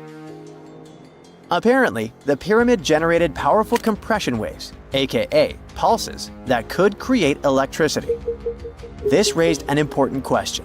Could the ancient Egyptians have used the pyramids as a generator in order to produce electricity? On paper, that was proven to be possible, but hey, agreeing on the original use of the pyramids is probably one of the most difficult things in the world. So, we're still not 100% sure about this. Apart from that, Egypt is a playground for important discoveries regarding humanity's past. I mean, scientists have just discovered what looks like a cosmic command center, similar to that room from the Doctor Strange movies. They discovered an L-shaped astronomical observatory, measuring around 9,000 square feet, dating back to the 6th century BCE. Definitely the first and largest of its kind from that era. The mud brick structure housed tools used for calculating dates related to ancient Egyptian rites, royal coronations, and agricultural plans. This observatory is located in the archaeological site known as the Temple of Phuto, just 50 miles east of Alexandria. It's pretty impressive. The structure was designed so that you'd get inside the room through an east-facing entrance. This way, you'd get to see the sunrise. Once inside, you'd find a pretty huge shadow clock, used to tell time by tracking the movement of shadows inside the room. This variant of a sundial clock was nearly 16 feet long. That was quite an exciting discovery. Another interesting one was that scientists and Egyptologists have discovered the first ever pregnant mummy. Now, even if we know quite a lot about mummification processes, we keep making discoveries that open new doors into the lives of ancient Egyptians. It took so long for someone to find out this mummy was expecting at the time she was embalmed because she was placed in a male's coffin. More specifically, a male priest. Historians say that during the 19th century, a lot of traders mixed coffins up in order to sell them. Yes, that means they opened them and switched mummies to please their buyers. It was a complete surprise because they were hoping to study more about ancient health issues when they opened this coffin up. But they had another special research on their hands: prenatal practices in ancient Egypt. This mummified woman who lived about 2,000 years ago was from 20 to 30 years old when she passed away. She was found in Thebes, and her remains were incredibly well preserved. You see, mummification recipes varied across Egypt. In this woman's case, researchers could tell she was a member of the high society since she was buried with special amulets. But since mummification methodologies differed so much between cities and time periods, they still have to dig further to understand why she was embalmed along with her baby. Speaking of mummies, scientists were digging up a final resting place in Saqqara, also in Egypt, and they unearthed 2 embalming workshops. One was for humans and the other for sacred animals. Apparently, the workshops date back to about 2,400 years ago. They were equipped with stone beds, clay pots, and ritual vessels. Everything you needed to mummify. But that's not all. Archaeologists also stumbled upon cheese stored in jars behind tombs that were over 3,000 years old. Yep, cheese. This shows that the ancient Egyptians were pretty savvy when it came to preserving food, too. They knew how to store stuff for the long haul, not just the mummies. It really shows how they applied their preservation skills to both food and bodies, giving us a glimpse into their impressive technological know-how. Scientists have also found one of Egypt's oldest complete mummies, and to their surprise, it was completely covered in gold. You see, Egyptian mummies covered in gold are already a rare thing, but they weren't expecting it to be the oldest one ever found. The mummy was quite well preserved, and they could identify that it was the remains of a wealthy man called Hekashepes. Many symbols show that he was important and wealthy, like the band he wore on his head and the bracelet on his chest. He was also dressed in a tunic wrapped with a belt, which was a way to preserve the good appearance of a person after they passed away. To reveal it, they had to open the final resting place with mortar. Basically, it was like they were opening a time machine, just as the ancient Egyptians did 4,300 years ago. If you think about it, it's almost like entering a time capsule. Enough about mummies. Scientists also found something very exciting hovering above the pyramids. They had to use a fancy top-notch radar known as LARID, aka Low Altitude Long Range Ionospheric Radar, which can see these invisible waves far away into the sky. LARID helped them discover giant plasma bubbles floating in the air above the pyramids. These bubbles are called plasma bubbles, and they wreak havoc on modern technologies. I mean, they can disrupt GPS and phone signals for hundreds of kilometers in diameter from where they're located. These bubbles are massive, sometimes as big as cities, and they're caused by the sudden depletion of charged particles in the ionosphere. So, instead of spreading out evenly throughout the ionosphere, they stick together in this wave-like form. This was a pretty important discovery because it can help scientists understand how to prevent these waves from messing with our technology. Miles and miles of yellow sand, treeless mountain ridges, and scorching hot sun over your head. And suddenly, something you'd never expect to come across in a barren desert. A small group of overexcited people. They're as happy as you would be if you'd won a lottery.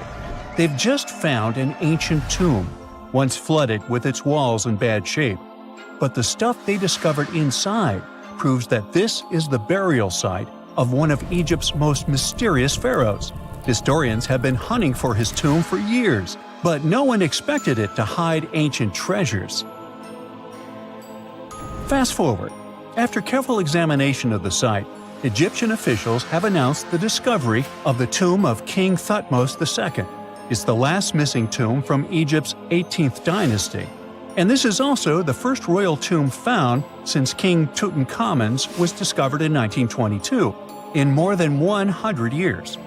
A team of Egyptian and British archaeologists found the tomb in the Theban Mountains area, west of Luxor, near the famous Valley of the Kings.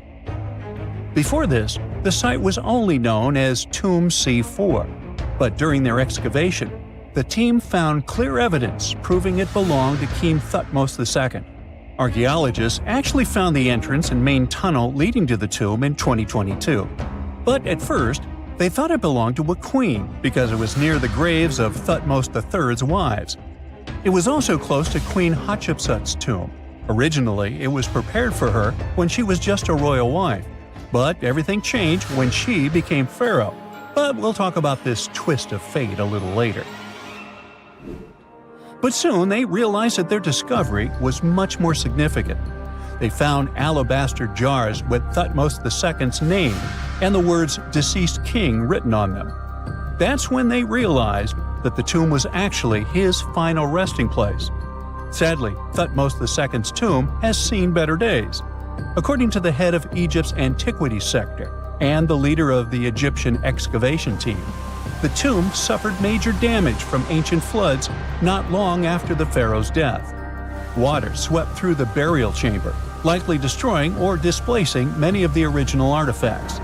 Much of what had been once inside the tomb was moved elsewhere in an attempt to salvage it.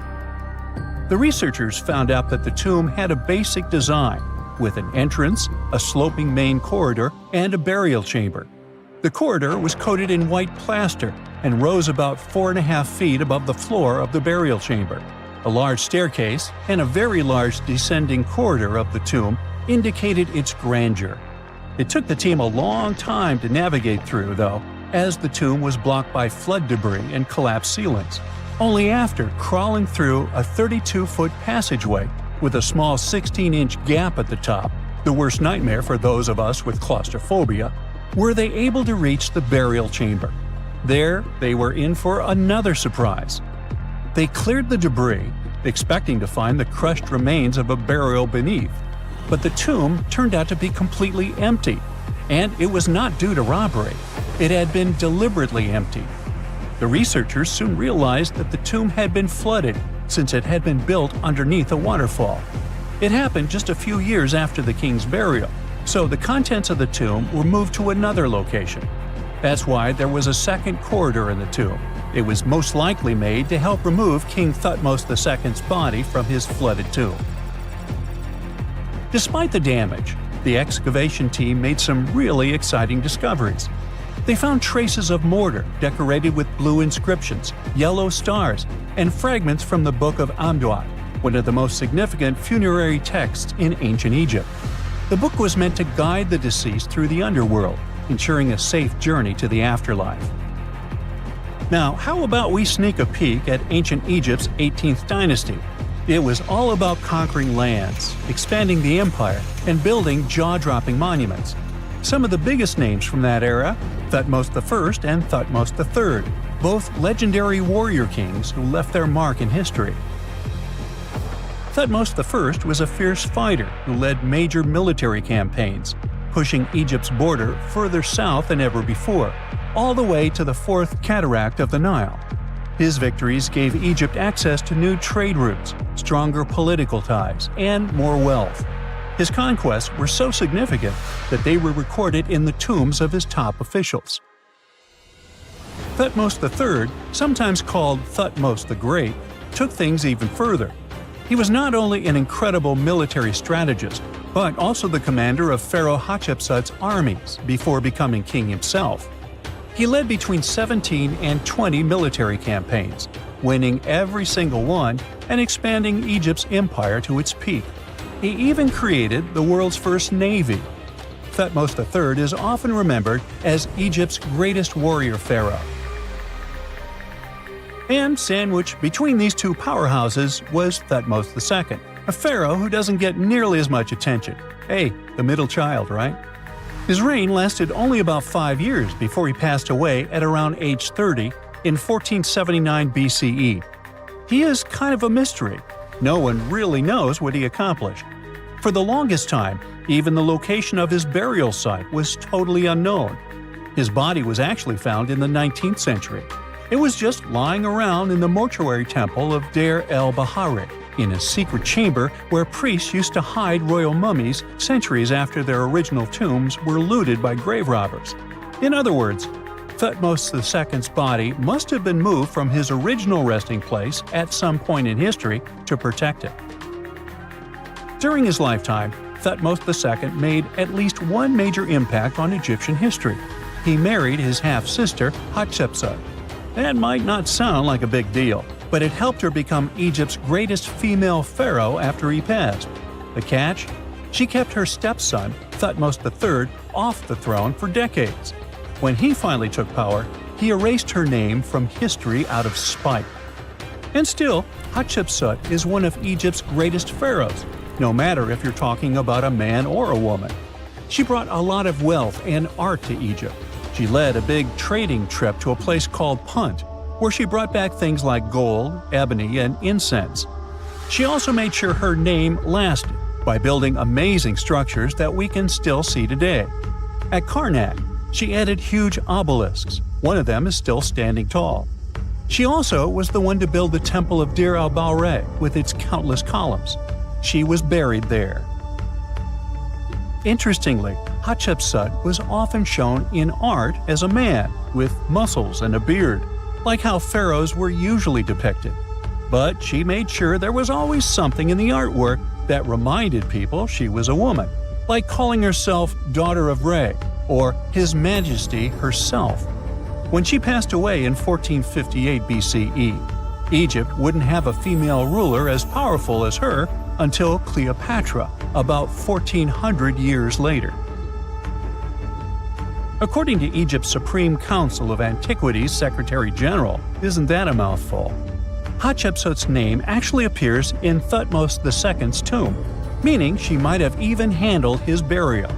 As for their final resting places, well, Hatshepsut was buried in the Valley of the Kings, and Thutmose II's mummy is now in the National Museum of Egyptian Civilization, alongside other ancient Egyptian rulers. It gives visitors a rare chance to see the remains of a nearly forgotten pharaoh. Now, experts consider the discovery of his tomb to be one of the most significant in recent years. The artifacts found there add important details to our understanding of the history of the region and Thutmose II's rule. And even though the tomb's design is fairly simple and follows the same architectural style preferred by later Egyptian rulers, its historical importance is undeniable. In any case, the mission isn't over yet.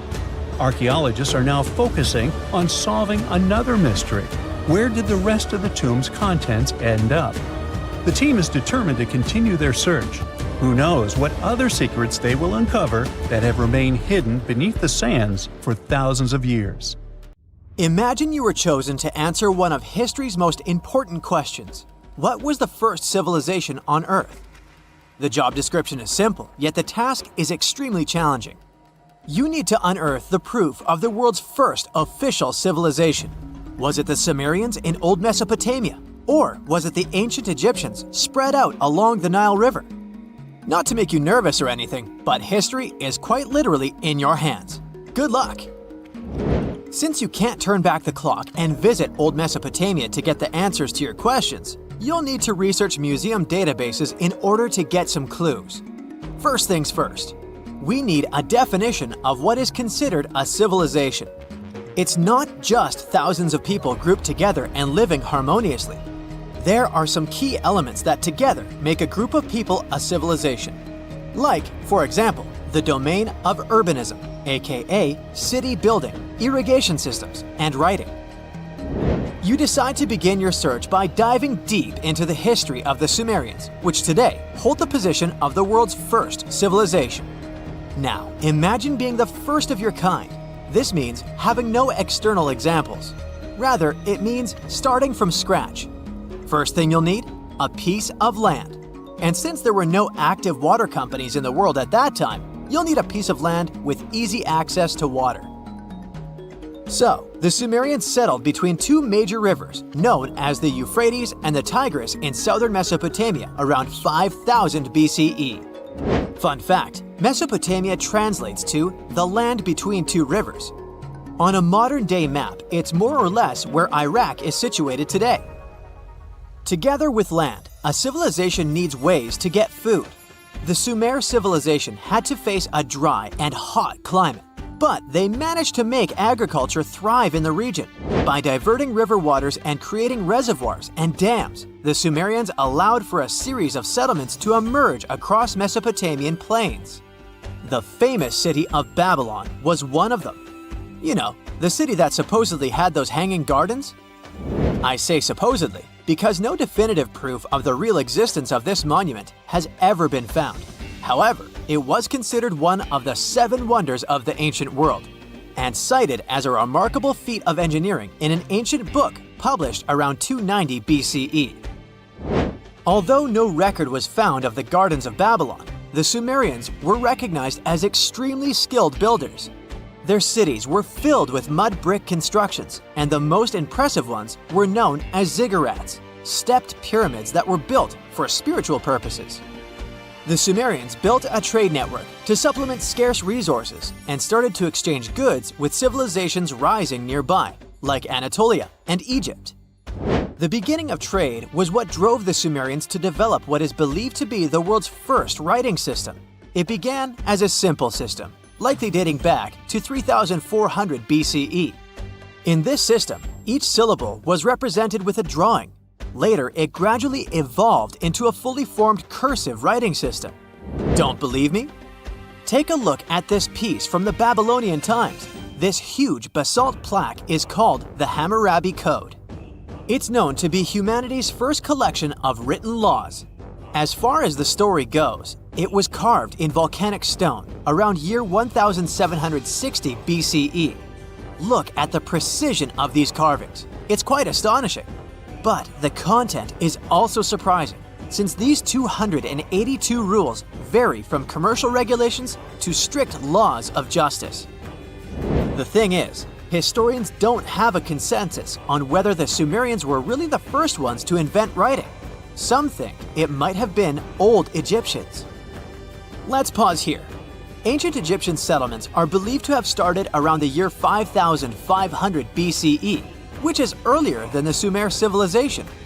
But remember I said a civilization needed a few things before it was considered as such.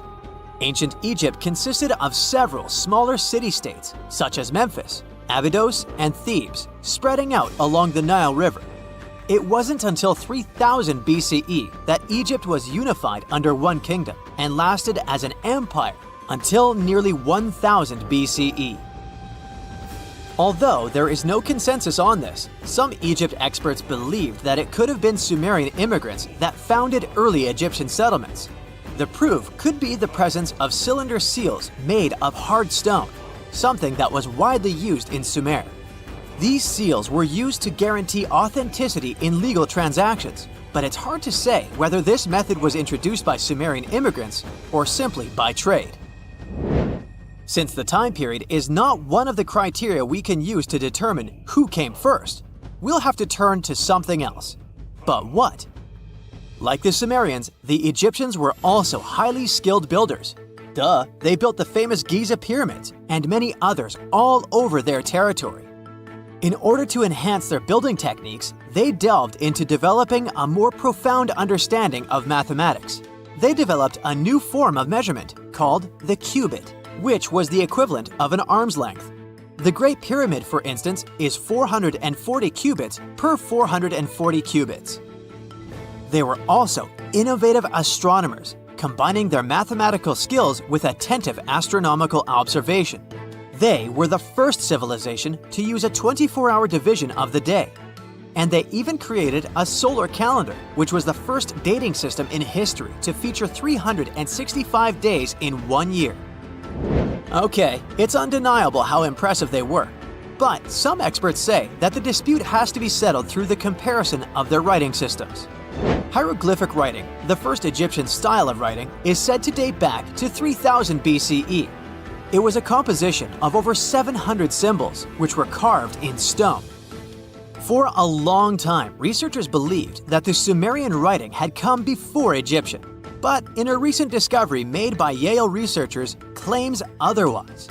Archaeologists have discovered a panel of 4 signs that are believed to have been written around 3250 BCE. Oh, and they've also found another rock drawing depicting a pregnant elephant that can date back to 4000 BCE.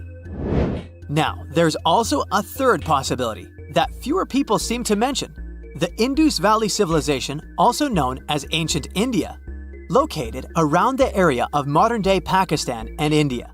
The Indus Valley Civilization is also a contender for the oldest civilization due to the uncertain historical origins of the Hindu collection of texts known as the Upanishads.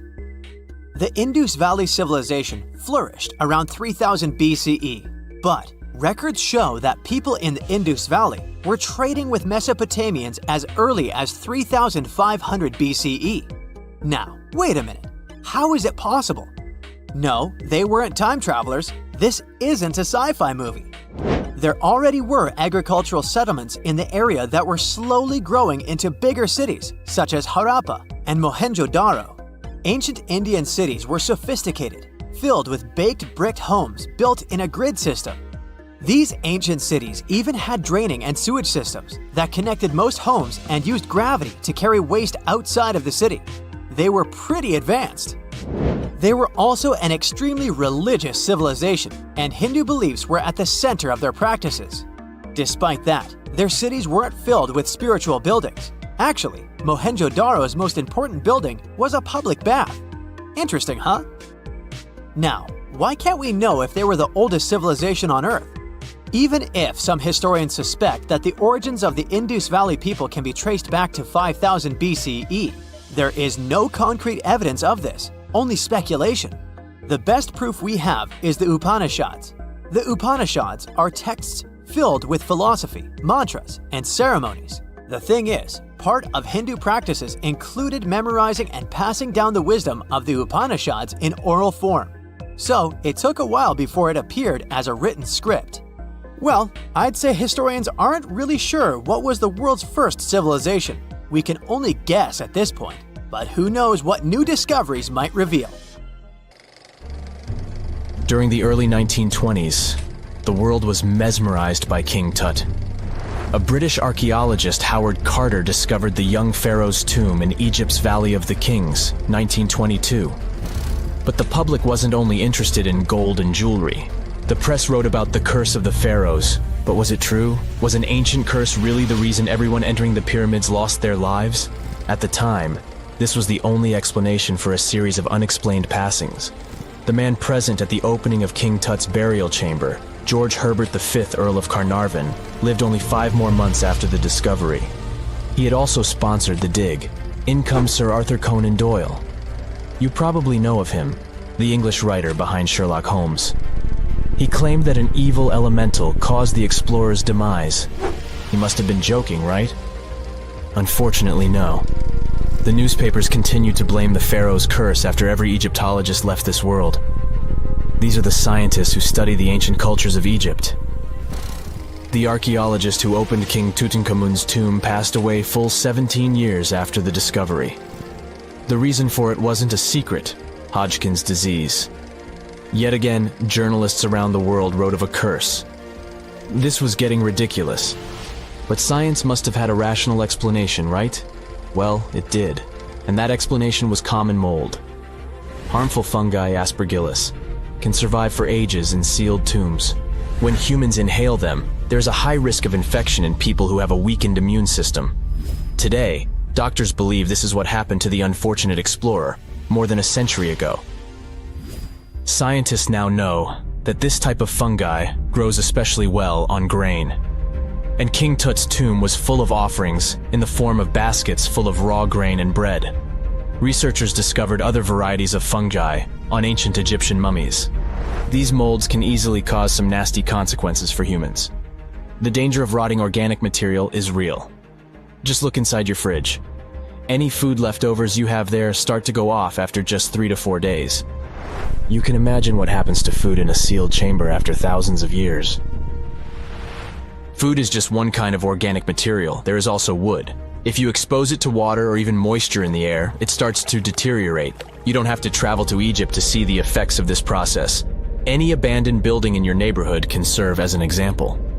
When a piece of wood gets wet and has no way of drying out, there is going to be damage. From fungi to wood-boring insects, the list is long. Rotten wood presents a huge structural issue. Beams and floor panels are all made of timber, so you better not go inside a failing building. You can easily lose your footing.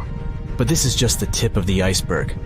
The building materials since the time of the pharaohs have changed, but so have the dangers. One of the best examples is asbestos. Until the 1970s, most home insulation materials contained this substance. It was in everything, from boilers to soundproofing. This microfiber provided excellent heat insulation. But then, the United States banned asbestos in 1989. The UK did the same a decade later. The reason for it is that asbestos becomes a health hazard when it gets damaged. When humans inhale asbestos fibers, they can get seriously sick. Abandoned structures are full of this material, and there is no one to maintain them. You see the danger now. Another material is also common in old buildings: lead. Ancient Romans used lead piping to channel spring water into their homes. They also cooked in lead vessels, which was probably not the wisest of choices. You see, lead and water don't go well together because of something called corrosion. But this problem isn't ancient. US officials banned lead piping only in 1986. That means that 7% of American households still have lead service lines. And this is not the only source of poisoning. Until the mid-1960s, builders used lead paint to coat woodwork. In abandoned buildings, this lead coating snapped a long time ago. Anyone who touches doors and windows will disturb this lead dust and inhale it. The dust particles are at least visible to an unaided eye. This is not the case for carbon monoxide. This gas has no color, so you can't see it. It has no odor, so you can't smell it. No way to detect a carbon monoxide leak at all. And how does this dangerous gas usually escape? Poor maintenance. Well, abandoned buildings have zero maintenance. 1 second, you could be exploring an old factory, and the next you could feel dizzy with and have a terrible headache. These are just some of the symptoms of CO poisoning, the less severe ones. But what is the source? All it takes is for an old boiler to finally give way after years of neglect. We've reached an important question. What is the main factor in air quality inside a room? If you are thinking the level of oxygen, try again. It turns out that oxygen levels drop by only 0.3% in 8 hours inside an airtight room. This is a room in which doors and windows are sealed with tape, so the decrease is even smaller in normal conditions. Oxygen isn't the main problem. The levels of carbon dioxide rise sharply inside a sealed room. This is the direct result of human breathing. We inhale oxygen and exhale CO2. Think of it as a waste gas. Normally it's only a tiny portion of the air we breathe, 0.04%. But in a sealed room, high levels of carbon dioxide will make you feel drowsy. And that's the last thing you need when inside a dilapidated building. Carbon dioxide will decrease your ability to think clearly. Researchers from Harvard did an interesting study in 2016. They had office workers come in 6 days in a row to complete a problem-solving test. During the week, they gradually raised the carbon dioxide levels in the mock-up office. The results of the same test kept getting worse over time. There are many factors at play, but CO2 levels definitely had an impact on the workers' problem-solving ability. The test took place inside a typical office environment, not inside a crumbling building where visitors must watch their every step. When I say visitors, I really mean trespassers, and trespassing is a criminal offense in the United States. This goes both for private and public property. If you defy the law, you can be fined up to $5,000 or even face lockup time. That should make you think twice before jumping over a fence with a no trespassing sign. But again, you might not be the only one inside. You can never know who else is in the building. Perhaps a person up to no good? It doesn't have to be a person at all. Animals can pose a threat as well. You would be startled if you saw a rat, for example. But the poor animal would be scared as well. It might bite you. The list of diseases rats carry is pretty long. But rodents' teeth can cause other forms of damage. They grow constantly, so the animal has to constantly nibble on something to stop them from overgrowing. If you ever felt peckish at 1 a.m., you know the feeling. Electric cables are high on the rodent's menu. Abandoned buildings have plenty of those. Old wiring is dangerous on its own. Structures erected before 1984 often used wires made out of aluminum. Today, copper is the standard because an aluminum wire is 55 times more likely to catch on fire than a copper one. Flipping a switch in a rundown building can cost you your life. Be on alert for telltale signs that something is wrong. Lights that flicker, sparks from sockets, and the smell of smoke. And yeah, don't count on an earth cable to protect you from electrocution. Ground cables became standard only in the 1960s. We all know some iconic symbols. The Statue of Liberty screams USA. The Eiffel Tower represents Paris. And this mask? Undoubtedly, it's Tutankhamun's, right? Sometimes it feels like historians have squeezed every last drop out of the King Tut story. But guess what? The most obvious details often slip right under our noses.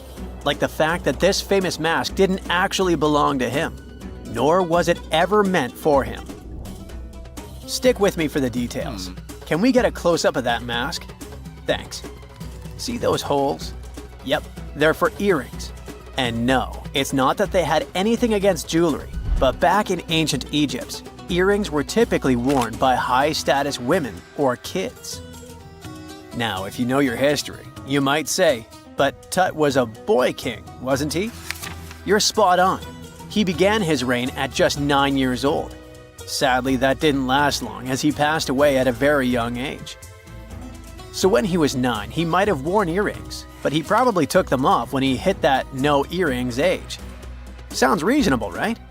Actually, not quite. That would have been pretty strange since nobody expected him to pass away young. Certainly not at 9. So no one was preparing a kid's mask for a burial. It's this untimely demise that suggests that the mask used was simply the best option available when Tut passed away.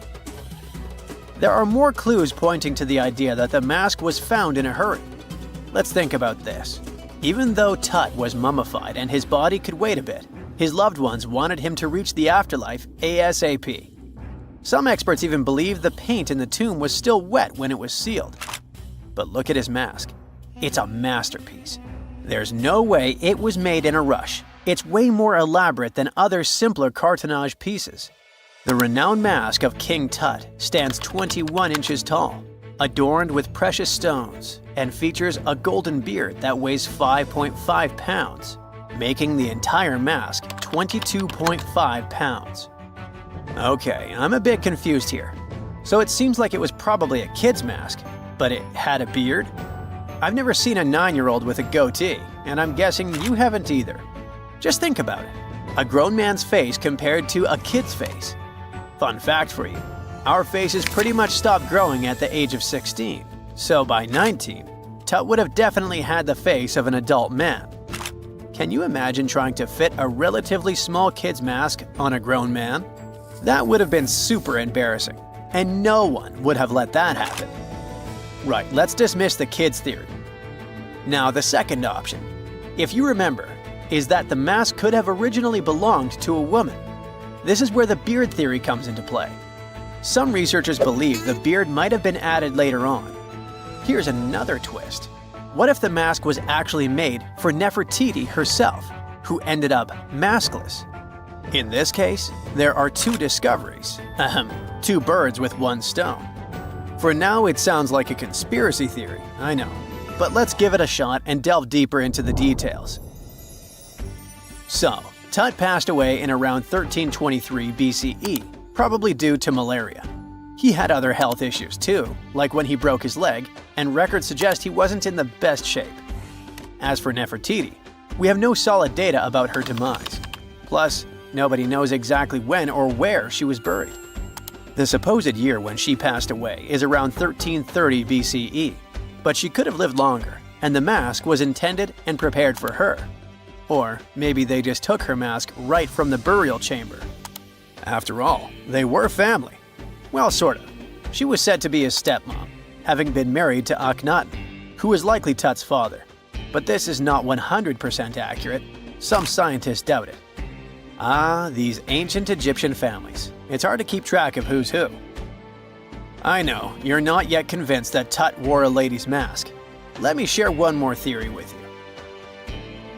Meet Howard Carter, the enthusiastic archaeologist who discovered Tutankhamun's tomb. It was located in the Valley of Kings outside Luxor, and, to everyone's surprise, was nearly intact. When he entered, he noticed something odd. This didn't feel like a pharaoh's burial chamber. It was classy and all, but it had a vibe that suggested it was made for a woman. Typically, Egyptian pharaohs had larger tombs that suited them better, and even more strangely, it was oriented to the right of the entrance. This didn't add up.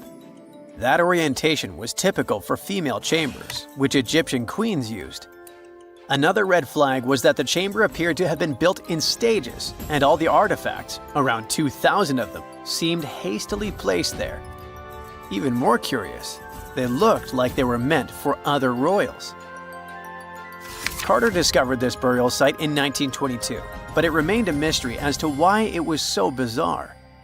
Almost a century later, Nicholas Reeves thought he may have solved the puzzle. He claimed that King Tut might not have been the original resident of the tomb.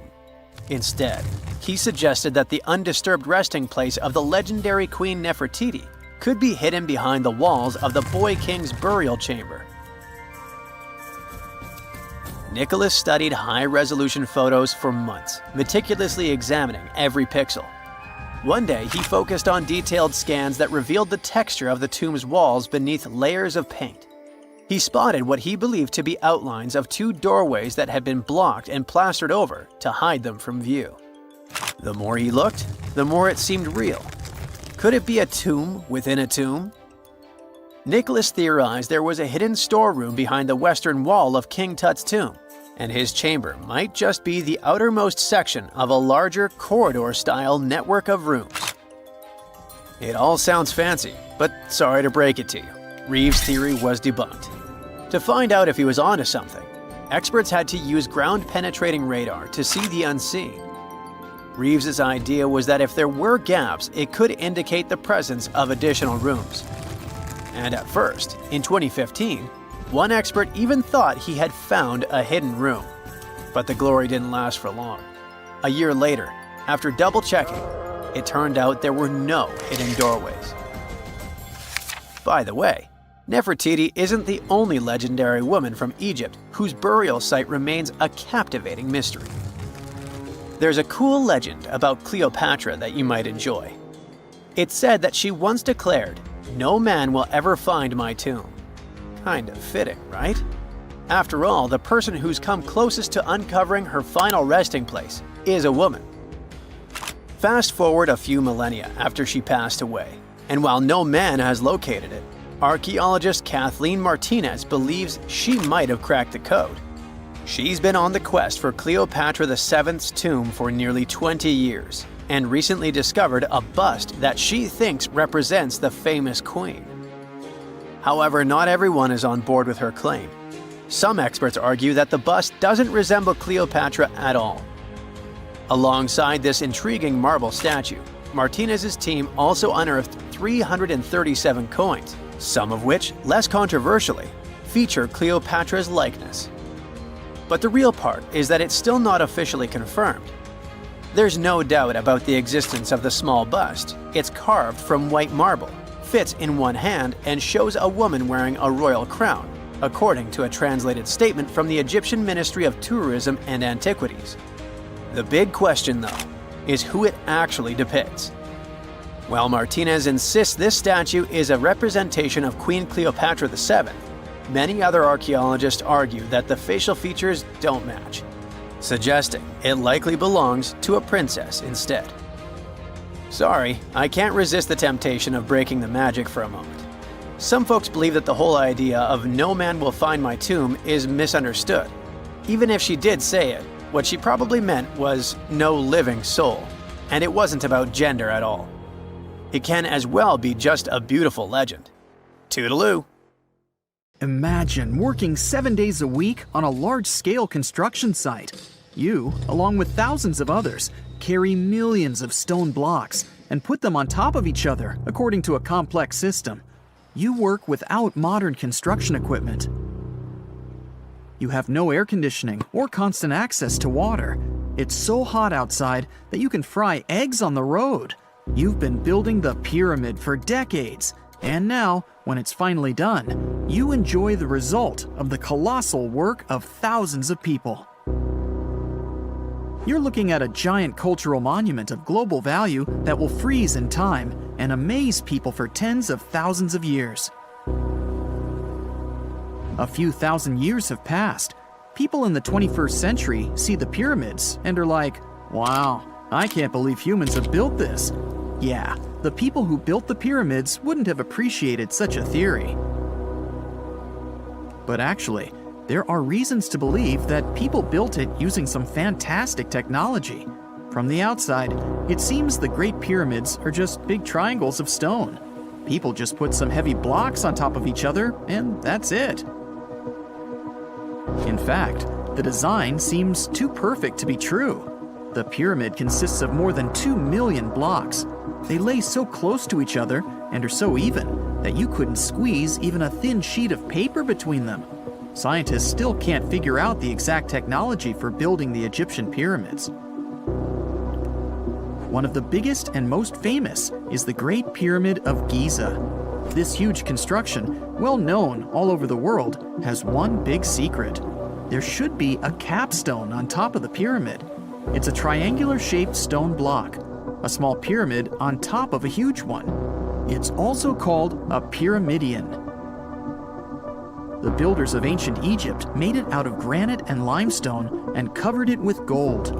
No records or old drawings prove that there was a pyramidion at the top of the Great Pyramid of Giza. But there's another ancient Egyptian structure with such a triangle, the Red Pyramid.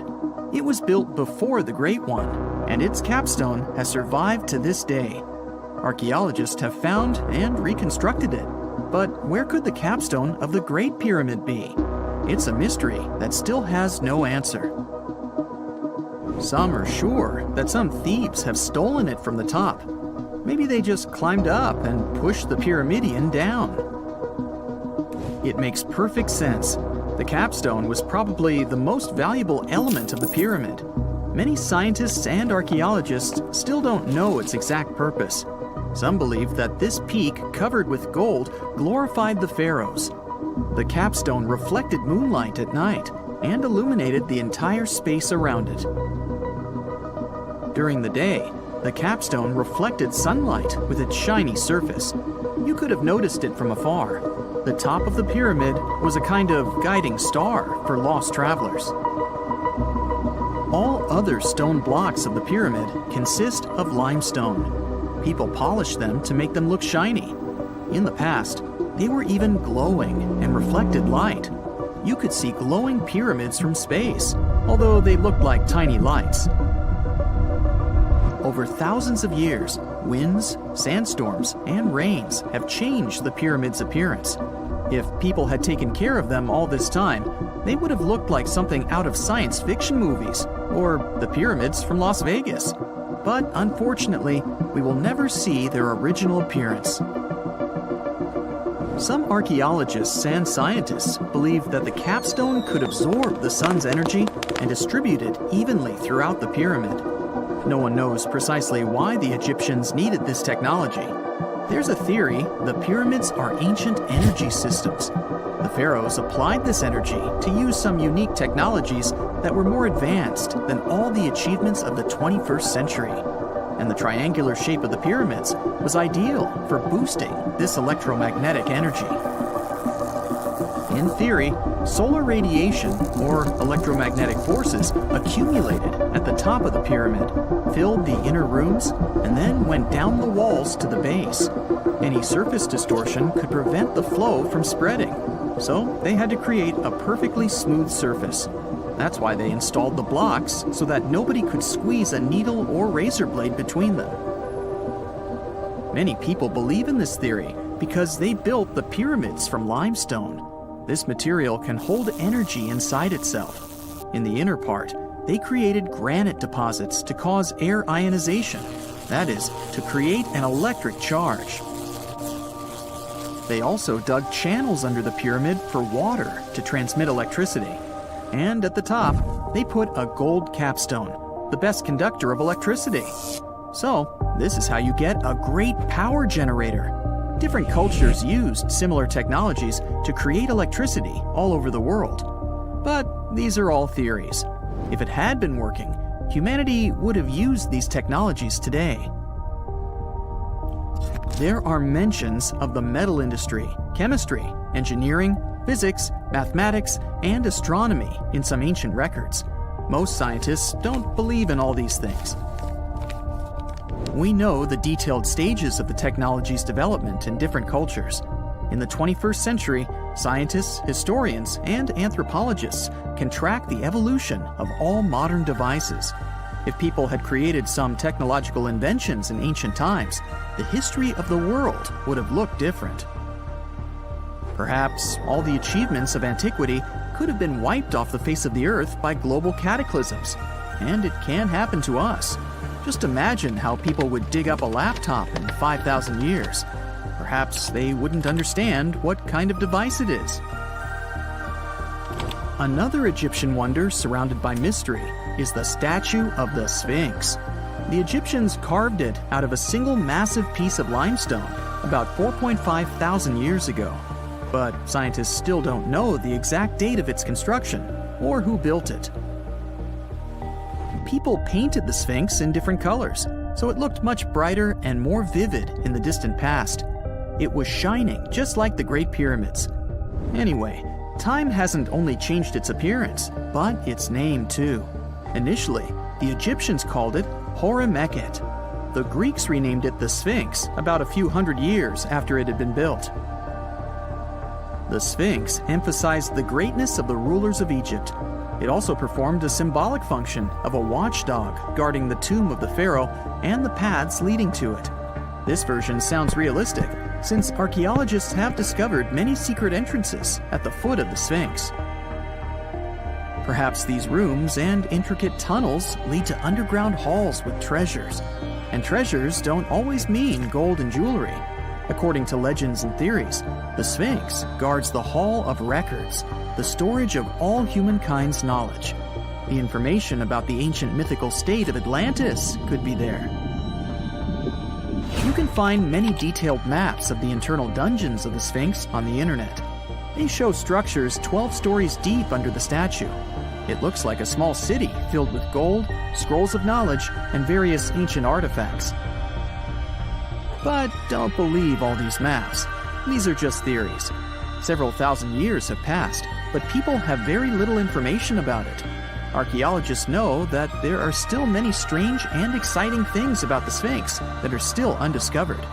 Some locals are afraid to research because they believe they can awaken something terrible from the underground depths.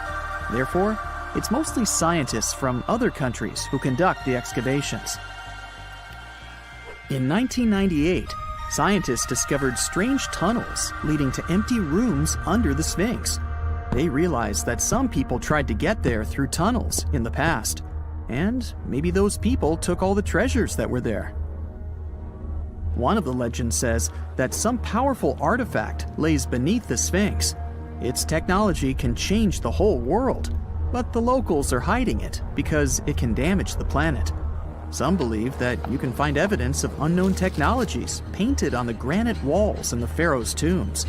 But most likely, these paintings and signs tell us the myths and legends of ancient Egypt.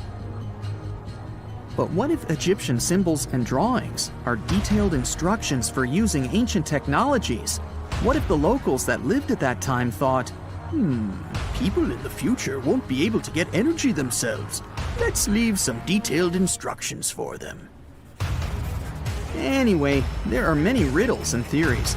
In reality, the search for answers is a dangerous undertaking, since it's not easy to get into the underground halls. Excavations can ruin the structure of the entire Sphinx.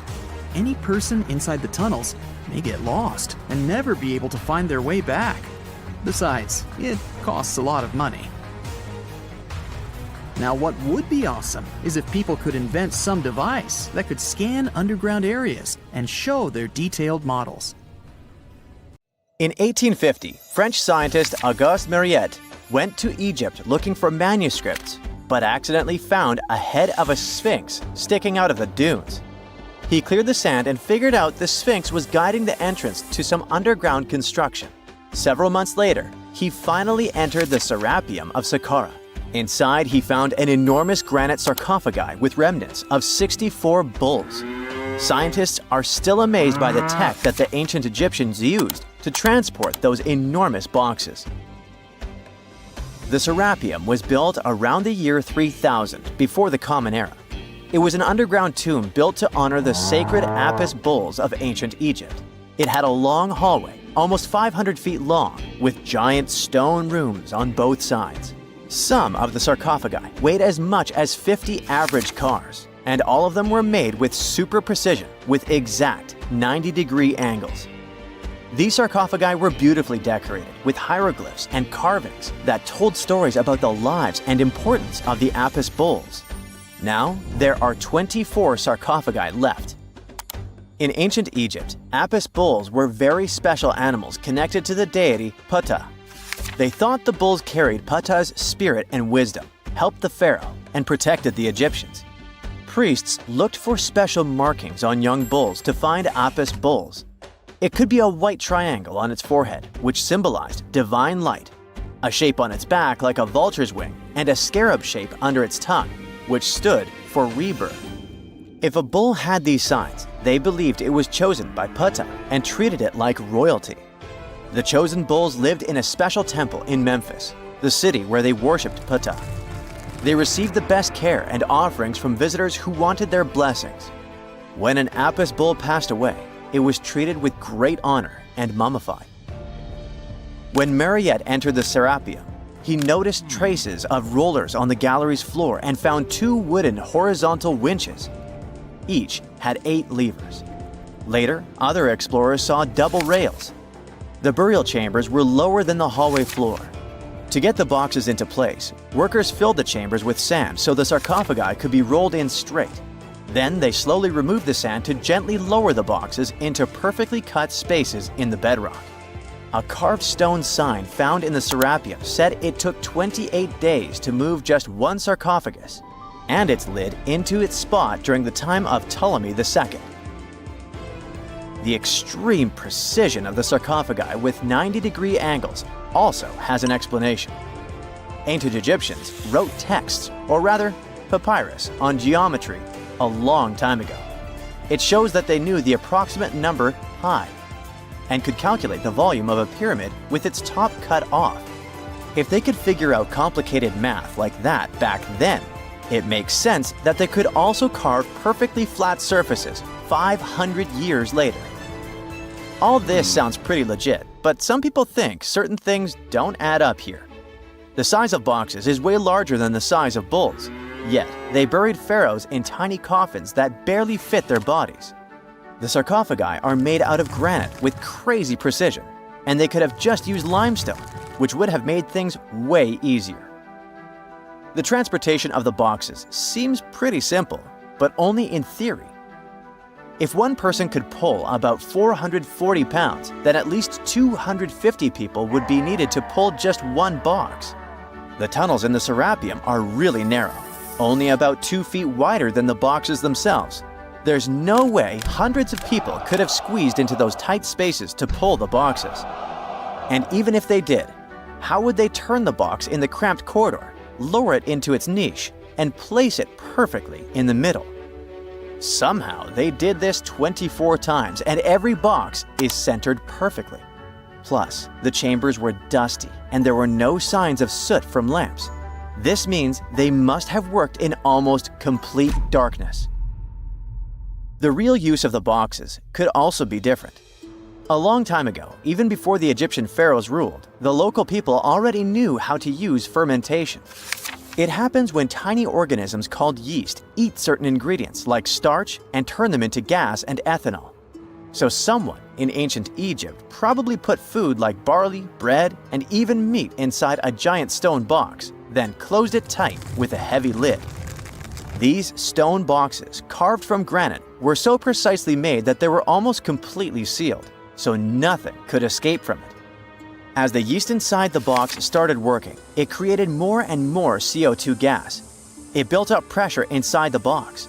The granite boxes were incredibly strong. They could handle more pressure than a car tire can hold.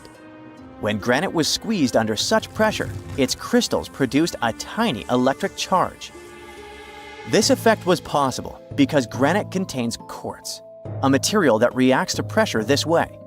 The process also needed meat or animal parts, possibly to help the yeast grow better. Meat contains something called oleic acid, which yeast needs to keep growing and to survive the bad effects of the ethanol it produces.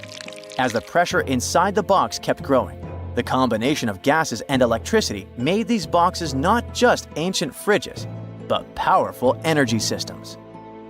Over time, the pressure inside got so strong that it could push the lid open and the gas would escape with a pop. But when people rediscovered the Sarapium in 1850, they found old drawings that showed piles of stones stacked on top of some of the box lids. So, someone long ago probably tried to make the lids even heavier by adding extra weight to make it harder for the gas pressure to push them open. This extra weight also meant the quartz crystals in the granite could keep creating more electricity under all that pressure. If someone opened one of these stone boxes thousands of years later, they would only find bones from bulls that were placed in the box. And that's exactly what Mariette discovered in the 1850s. They opened the Sarapium for visitors soon after the first excavations in the second half of the 19th century. Prince of Wales even had a luncheon with his guests in one of the sarcophagi. Sands and earthquakes made the site inaccessible for a while, but now you can visit it again and try to solve the mystery yourself. With new tech, we could have answers to many other historical mysteries soon. A team of scientists at Chicago's Field Museum of Natural History recently used a special CT scanner to learn more about ancient Egyptian mummies without unwrapping them. They gently rolled 26 mummies on custom carts out to the parking lot, where the scanner was waiting. It took thousands of detailed X-ray pictures of each mummy and their coffins. When all the pictures were put together, they created 3D images that showed what was inside, the skeletons, and some artifacts. The scientists hope these images will help them understand ancient Egyptian burial practices from over 3,000 years ago. Even though the scanning process only took 4 days, it might take 3 years to study all the data. But scientists were able to learn some personal details about the mummies. One of the most popular mummified individuals at the museum, Lady Chineta, was a woman who lived in ancient Egypt about 3,000 years ago. It looks like she passed away in her late 30s or early 40s. To make sure her body looked complete for the afterlife, embalmers put stuffing in her neck to keep it from collapsing. They also placed artificial eyes in her sockets, so she would have eyes in the next world. She was wrapped in fancy linen and placed in a beautifully decorated coffin. The scans revealed that it had been carefully crafted with a slit at the back, which embalmers used to fit the body. There were also some artistic details on the surface, like markings for her knees. It looks like her burial was on the scale of a high-end luxury car. We know that the ancient Egyptians were talented enough to build something as grand as the pyramids, but were they also smart enough to measure the speed of light? There's a theory circulating online that says exactly that. If you look at these two numbers, you'll see that they match completely. The first one is the speed of light in a vacuum measured in meters, and the second one is the latitude of the Great Pyramid of Giza. So, was it done on purpose, or is it just a coincidence? Well, happily, we can tell you that it's actually just a coincidence, not another conspiracy thingy. The Great Pyramid is just one of the many places in the world that share the same latitude. And more importantly, even if the ancient Egyptians had somehow measured the speed of light and chosen to keep it a secret from the rest of the world, they wouldn't have used meters to put it down. Meters were only defined at the end of the 18th century. The builders of the pyramids used a different unit of measure called cubits. 1 cubit is equal to 1.5 feet. Cubit was based on the length of the arm from the elbow to the tip of the middle finger, and it became popular in the ancient world. So if they wanted to impress the rest of the world and set the pyramids at a point that matched the speed of light in cubits, they would have to build their iconic constructions somewhere in Europe. And then the Danish astronomer who first measured the speed of light in 1676 would have been really upset to know that someone had done it centuries before him. So, although they were ahead of their time in many aspects, the ancient Egyptians never measured the speed of light or used longitude and latitude to map their locations. The base of the Great Pyramid of Giza might seem like a perfect square, but it's actually an 8-sided structure, not 4-sided. Each of its 4 sides has a subtle concave indentation that splits it evenly from base to tip. The official version is that a British pilot was the first to notice it in 1940 while flying over the pyramid. He took a photograph that showed shadows highlighting these indentations. Some people think these lines are only visible from above and can best be seen at dawn and dusk during the spring and autumn equinoxes. This has led to a freaky theory that the ancient Egyptians might have designed the pyramids to communicate with something looking at them from above. Now, the Great Pyramid is one of only 3 pyramids that used to have a swivel door. It weighed around 20 tons, but they could still easily open it from the inside. Its precise fit made it nearly invisible from the outside, with no visible latch or handle. There were only slight variations in the exterior stone that gave out an opening. The other 2 pyramids with similar doors belonged to Khufu's father and grandfather. The Great Pyramid also has a hidden void at least 100 feet long that was only found in 2017. We still don't know what lies within the space, what purpose it served, or if it is the only space of its kind. Researchers used the same tech to see through cathedral walls, Mayan pyramids, and even volcanoes. It depends on a natural shower of subatomic particles called muons. They pass more easily through empty space than through solid materials. So if they arrange multiple muon detectors around a structure, scientists can map out its solid and empty areas. A team of scientists placed muon detectors inside the Great Pyramid and allowed them to gather data for months. Scientists have analyzed samples of the mortar used to build the pyramids many times. Although we know its composition, modern technology still can't replicate it. The mortar is mostly made from processed gypsum, but it wasn't used like the cement we use for bricks today. Instead, they used it to support the joints between the massive stones as they were set in place. The estimated amount they needed to construct the Great Pyramid was around 500,000 tons of mortar. The gypsum mortar is stronger than the stones themselves and has held up for thousands of years. Now, all 4 sides of the Great Pyramid are aligned with the cardinal points – north, south, east, and west. According to geologist and engineer Glenn Dash, the alignment is accurate to within 4 minutes of arc, or 1/15th of a degree. The architects managed to achieve this without modern tools like drones, blueprints, or computers. Many researchers try to explain this construction miracle. Maybe they used the pole star or the sun's shadow. Dash recently proposed a new, simpler idea. The Egyptians might have used the autumnal equinox to align the pyramids. It happens twice a year when the Earth's equator passes through the center of the sun's disk, making day and night nearly equal in length. To test his theory, Dash conducted an experiment on the 22nd of September 2016, the first day of the fall equinox. He used a special rod the Egyptians had to cast a shadow and tracked its tip at regular intervals, forming a smooth curve. By connecting 2 points of the curve with a taut string, he created an almost perfect east-west line. Dash noted that on the equinox, the shadow's tip runs in a straight line, nearly perfectly east-west, and with a slight counterclockwise error. There's a similar error in the pyramids. Although his experiment was conducted in Connecticut, Dash believes that the same method would work in Egypt. All the ancient Egyptians needed was a clear, sunny day.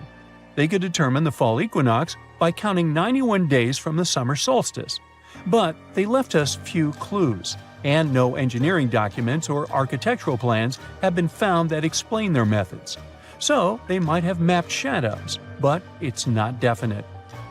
Now, scientists have long wondered how heavy stone blocks were carried to the pyramid sites, and they might finally have an answer. A research team from the University of North Carolina, Wilmington, has discovered that 31 pyramids are likely to have been built along a long-lost ancient branch of the River Nile. It's now hidden under desert and farmland. For many years, archaeologists have thought that ancient Egyptians must have used a nearby waterway to transport materials, equipment, people, and whatever else they needed to build the pyramids on the river. But up until now, they weren't certain of the location, shape, size, or proximity of this waterway to the site of the pyramids. The group of researchers used radar satellite imagery, historical maps, geophysical surveys, and sediment coring to map the river branch. They believe it was buried by a major drought and sandstorms thousands of years ago. The team managed to go below the sand surface and get images of some hidden features thanks to radar technology. They found hidden rivers and ancient structures running at the foothills of where most of the ancient Egyptian pyramids lie. The discovery of this extinct river branch helps explain the high pyramid density between Giza and Lisht, in what is now an inhospitable area of the Sahara Desert. Now, Egypt isn't the only country with the most pyramids in the world. The champion's title here goes to its southern neighbor, Sudan. It has between 200 and 255 pyramids, compared to Egypt's measly 138. They were built by members of the Kingdom of Kush, an ancient civilization that ruled the lands along the Nile River many years ago. They started erecting pyramids around 500 years after the Egyptians had stopped doing it. Their pyramids are much smaller than the Egyptian ones, but were built for the same purposes. Archaeologists are still working to find out how the pyramids in the Sudan were built, how long it took to complete them, and what happened to their society.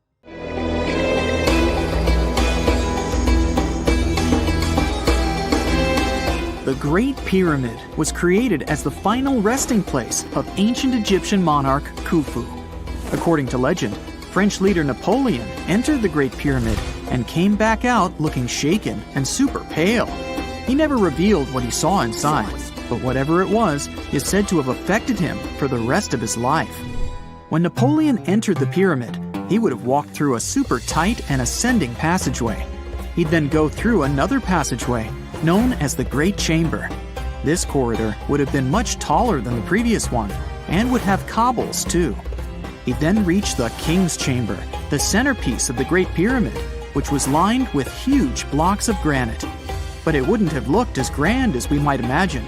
There are no hieroglyphics decorating its walls, as Egyptians only began decorating the burial chambers of pyramids much later on. The pharaoh's tombs deep inside the pyramid would have also been filled with treasures, from chunks of gold to the world's most expensive jewelry. But this would have all been looted a long time ago.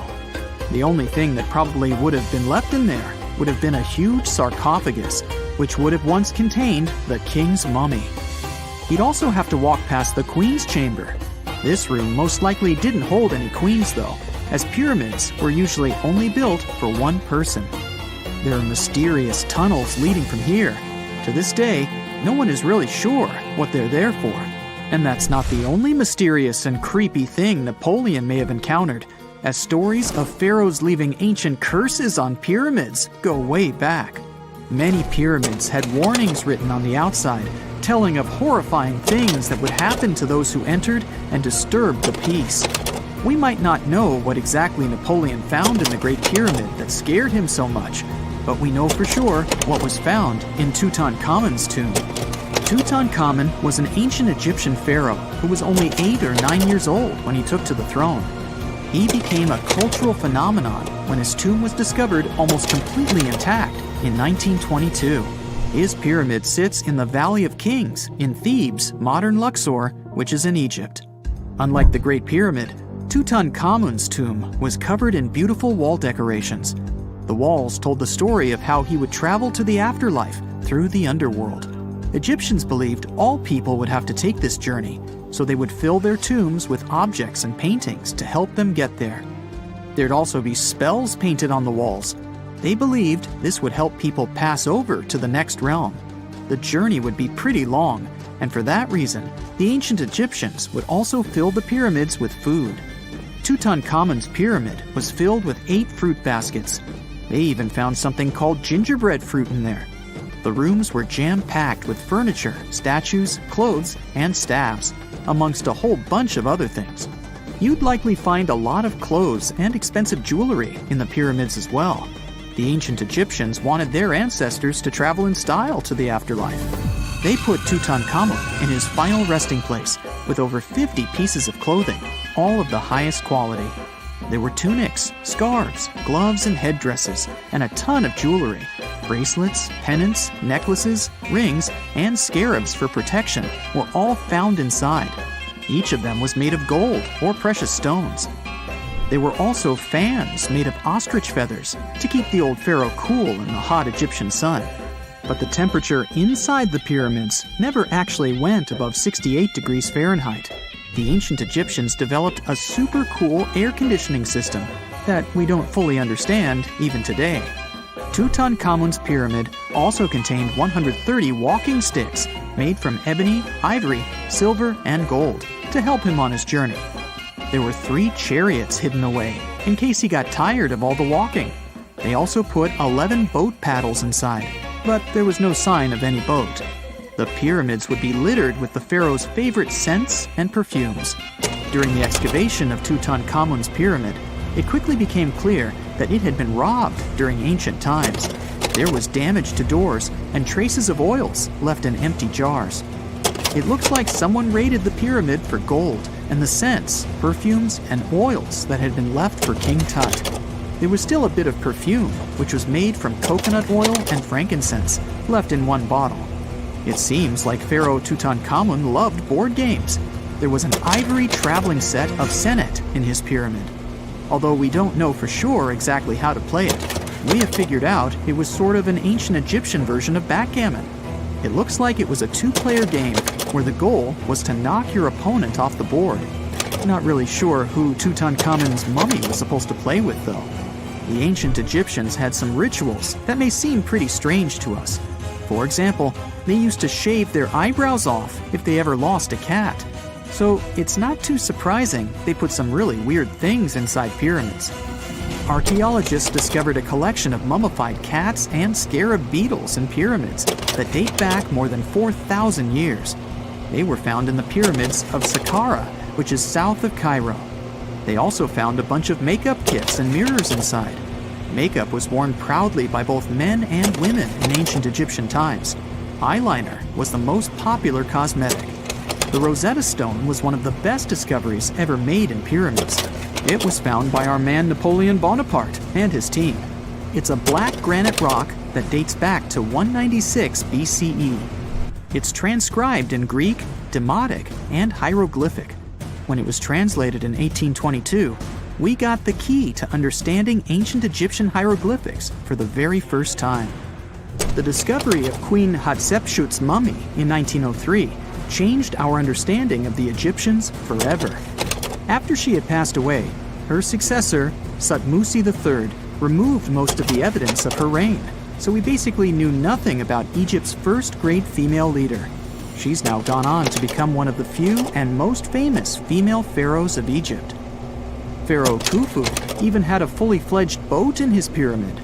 Archaeologists uncovered more than 1,200 pieces of a giant boat near the Great Pyramid at Giza. They reassembled the boat, and it's a whopping 144 feet long. It's most likely a solar boat, which was designed to carry the resurrected king with the deity Ra. Fun fact, the Pyramid of Giza is the last remaining of the 7 wonders of the ancient world. The other 6 are the Hanging Gardens, the Colossus, the Temple of Artemis, the Mausoleum, the Lighthouse, and the Statue of Zeus. This pyramid was also the world's tallest man-made structure for 3,800 years, and it's the biggest pyramid in Egypt. It took a staggering 2.3 million blocks of limestone, and some weighed as much as 80 tons.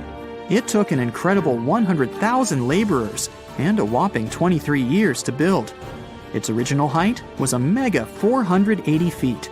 In 2017, archaeologists discovered something weird about Egypt's Great Pyramid.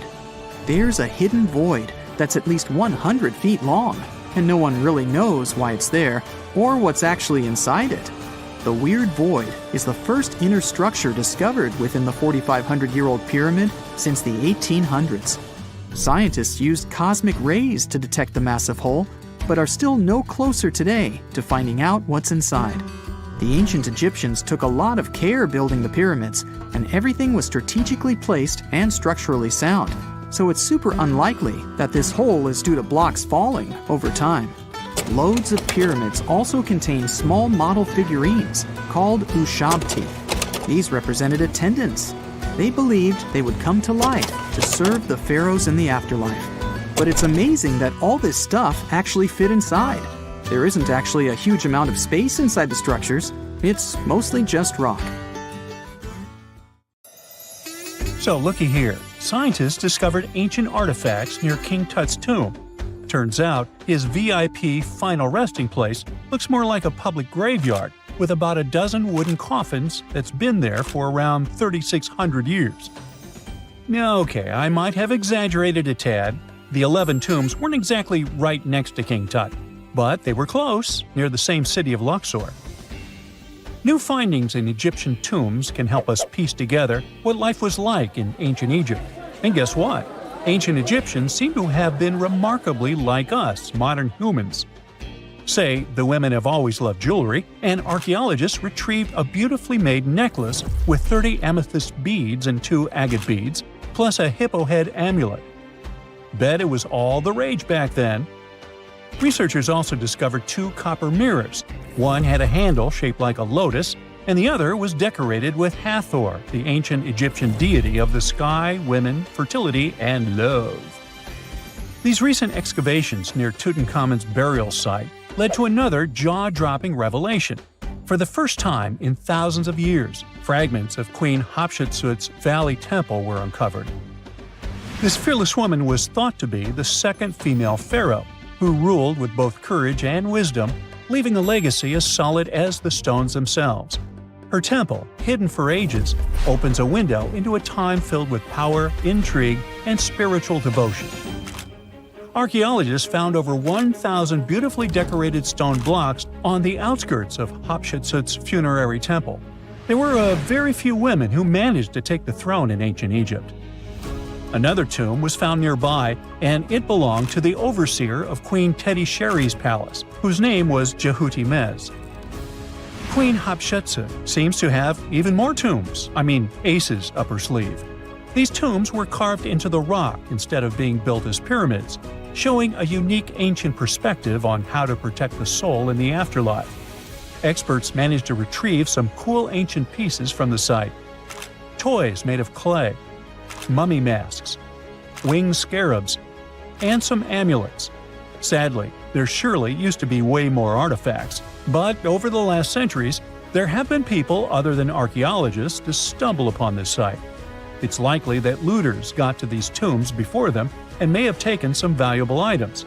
But they did leave behind some cool stuff for the researchers, like pottery used for offerings of bread and meat, along with archers' bows that connect the tomb's owners to the Egyptian military. Meanwhile, soul protection is way more important than you might think, especially if you're roaming around Luxor looking for ancient secrets. You aren't scared of King Tut's curse, are you? Let me tell you what happened to those who weren't scared, but promise me to take it with a dash of salt, okay? For years, Egyptologists, especially those who believed in paranormal activity, were convinced that there was an unsettling curse surrounding Tutankhamun's archaeological discoveries. This belief stemmed from the mysterious and untimely demise of several excavators who discovered the tomb in 1922 with no logical explanation for why they passed away. It was just easier to chalk it up to something supernatural and avoid the whole mess. But it turns out it wasn't a curse at all. It was likely the radiation that caused those excavators to perish. Now, you might wonder where the radiation came from. After all, while radioactivity was discovered in the 19th century, ancient Egyptians, despite their impressive pyramids, didn't have any radium lying around to make Tut's tomb glow like crazy. So, what could be the real story? It might have been toxic waste behind it all. Toxic levels of radiation from uranium and hazardous waste have been lurking inside the tomb since it was sealed over 3,000 years ago. The burial chamber of Tutankhamun's tomb reportedly has such high radiation levels that anyone who steps inside could easily end up with a fatal dose of radiation sickness or an incurable condition. By the way, you can have a somewhat similar level of radioactivity if you don't get rid of those moldy dinner leftovers you left to perish in your fridge a month ago. But this radioactivity isn't exclusive to Tutankhamun's tomb. Ancient Egyptian artifacts discovery is rewarding yet dangerous due to unusually high radiation levels in Old Kingdom tombs all over Egypt. Geiger counters have detected radiation at 2 sites near the Giza pyramids, and radon, a radioactive gas, has been found in several underground tombs in Saqqara. Interestingly, experts believe that the builders of these ancient tombs were aware of the toxins, as some eerie warnings were carved into the walls of many tombs. One inscription ominously declared, "They that break this tomb shall meet their end by a malady that no doctor can diagnose." Other ominous phrases like "forbidden," "due to evil spirits," only added to the fear that supernatural curses haunted these ancient sites. Ominous signs have stunned archaeologists since forever, but the fear grew even stronger a century ago with the mysterious passing of Lord Carnarvon, who funded King Tut's excavation in 1922 and reportedly explored the treasure-filled rooms, along with several others who entered the tomb. Arthur Weigall, another British Egyptologist who was present at the tomb's opening and is credited with starting the curse myth, passed away young when he was just in his 50s in 1934. Chances are the condition that made him pass was connected to radiation. In total, 6 out of the 26 people who were there when the tomb was opened met their end within a decade from various causes. Not only X-ray exposure, those reasons include asphyxia, stroke, heart failure, pneumonia, and even poisoning. Well, isn't this getting a little grim? There was one guy who opened the tomb and somehow managed to avoid the infamous curse, Howard Carter, or so it seemed. Some folks pointed to his survival as proof that the curse wasn't real. After digging up the tomb, Carter published several books on the topic and shifted gears from archaeology to dealing in antiquities for various museums. Despite dodging demise or injury, rumors swirled about how the curse may have impacted him in other ways. One of the big stories linked him to Lord Carnarvon's daughter, Evelyn. Some said he was madly in love with her, but she married someone else, so he chose to stay single. Others claimed they had an affair while she was in Egypt, which ended when her father passed away and she left the country for good. However, there wasn't much evidence to support these stories. Evelyn was just 6 when they met, and they remained friends until his last breath. She was even one of the few attendees at his funeral, but denied any romantic involvement, saying they weren't that close. A year after the revolutionary discovery near King Tut's tomb, Evelyn married politician Sir Brograve Beauchamp and had a daughter. That same year, Beauchamp toured the tomb with his parents, guided by Carter himself. Carter never married and, aside from those posthumous rumors about Evelyn, had no other romantic connections. While the curse adds an intriguing twist to his life story, his tendency to keep relationships at arm's length was evident long before the tomb was opened. It seemed Carter just wasn't a people person. In 1939, after battling a serious illness, he ultimately succumbed to fate. He was 64, which was a pretty common life expectancy in the UK back then, so no one really thought it was off and linked it to an ancient curse. When he passed, it turned out he had several artifacts from Tutankhamun's tomb in his London apartment, which were eventually sent back to Egypt, marking what some viewed as the curse's end. Who knows? Maybe if he hadn't had all those ancient souvenirs at his place, he would have lived way longer. But all the other demises might seem off. The curse theory was likely fueled by some strange events during the excavation. Carnarvon got a mosquito bite that became severely infected, and around the time they opened the tomb, Cairo experienced a bizarre power outage and a freak sandstorm. Back in England, the Earl's dog, Susie, managed to escape from Carnarvon's house and began barking frantically at seemingly nothing. At least that's what the staff and family saw.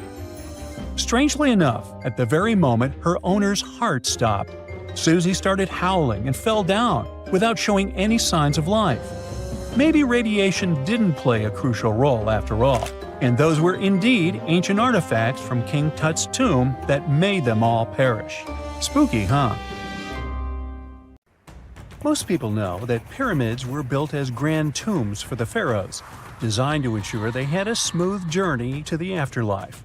The Great Pyramid of Giza, for instance, was constructed for the pharaoh Khufu.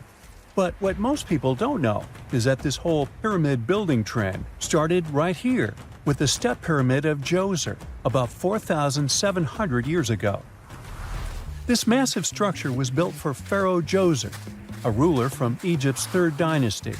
It rises 7 layers high above the ground and stands about 200 feet tall.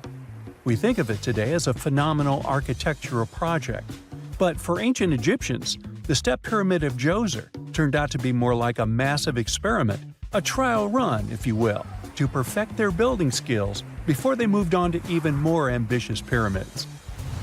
Reaching new heights is super exciting, but the real mystery is what is going on below the ground.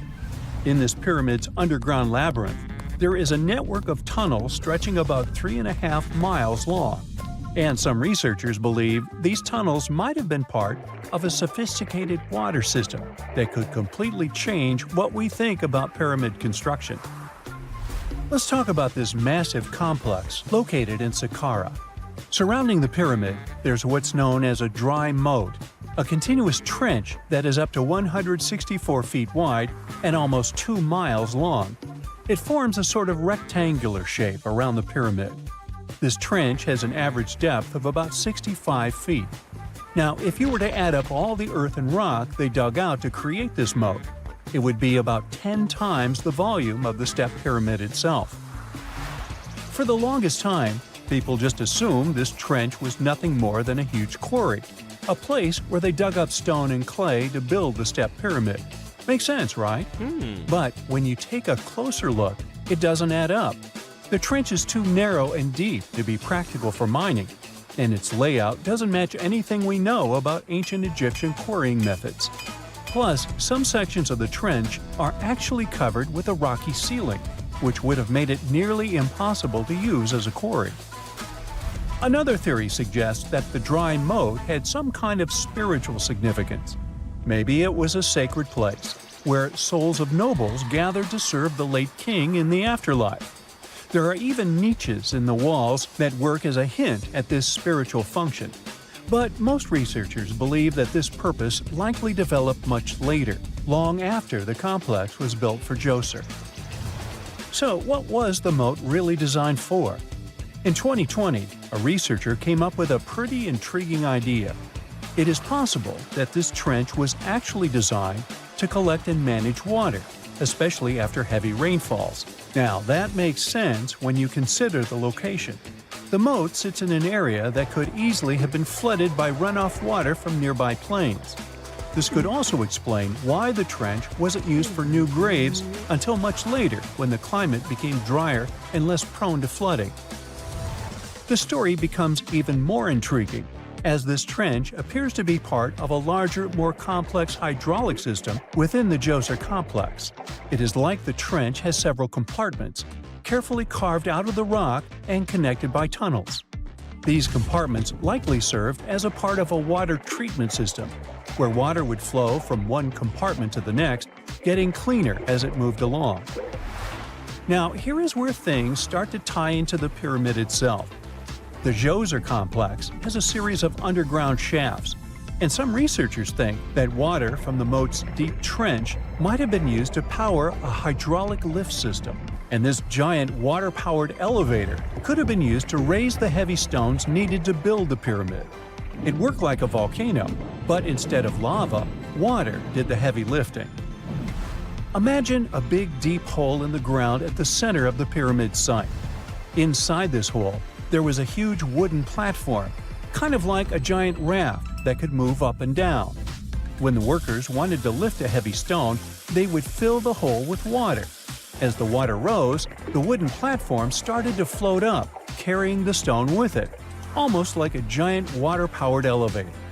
When the stone reached the right height, the workers slid it off the platform and onto the pyramid. The idea is that water from the deep trench, after being cleaned and filtered, would flow into these shafts. A massive float, possibly made of wood, would then rise as the water filled the shaft, lifting the stones up to where they were needed for construction. Once the stone was in place, they'd let the water out, lowering the platform back down to the bottom, ready to lift the next stone. This fancy hydraulic lift system could have been a game changer, making the whole building process a lot faster and more efficient without using a lot of workforce. It is like the ancient Egyptians were already embracing the whole idea of work smarter, not harder. But of course, not everyone is on board with this theory.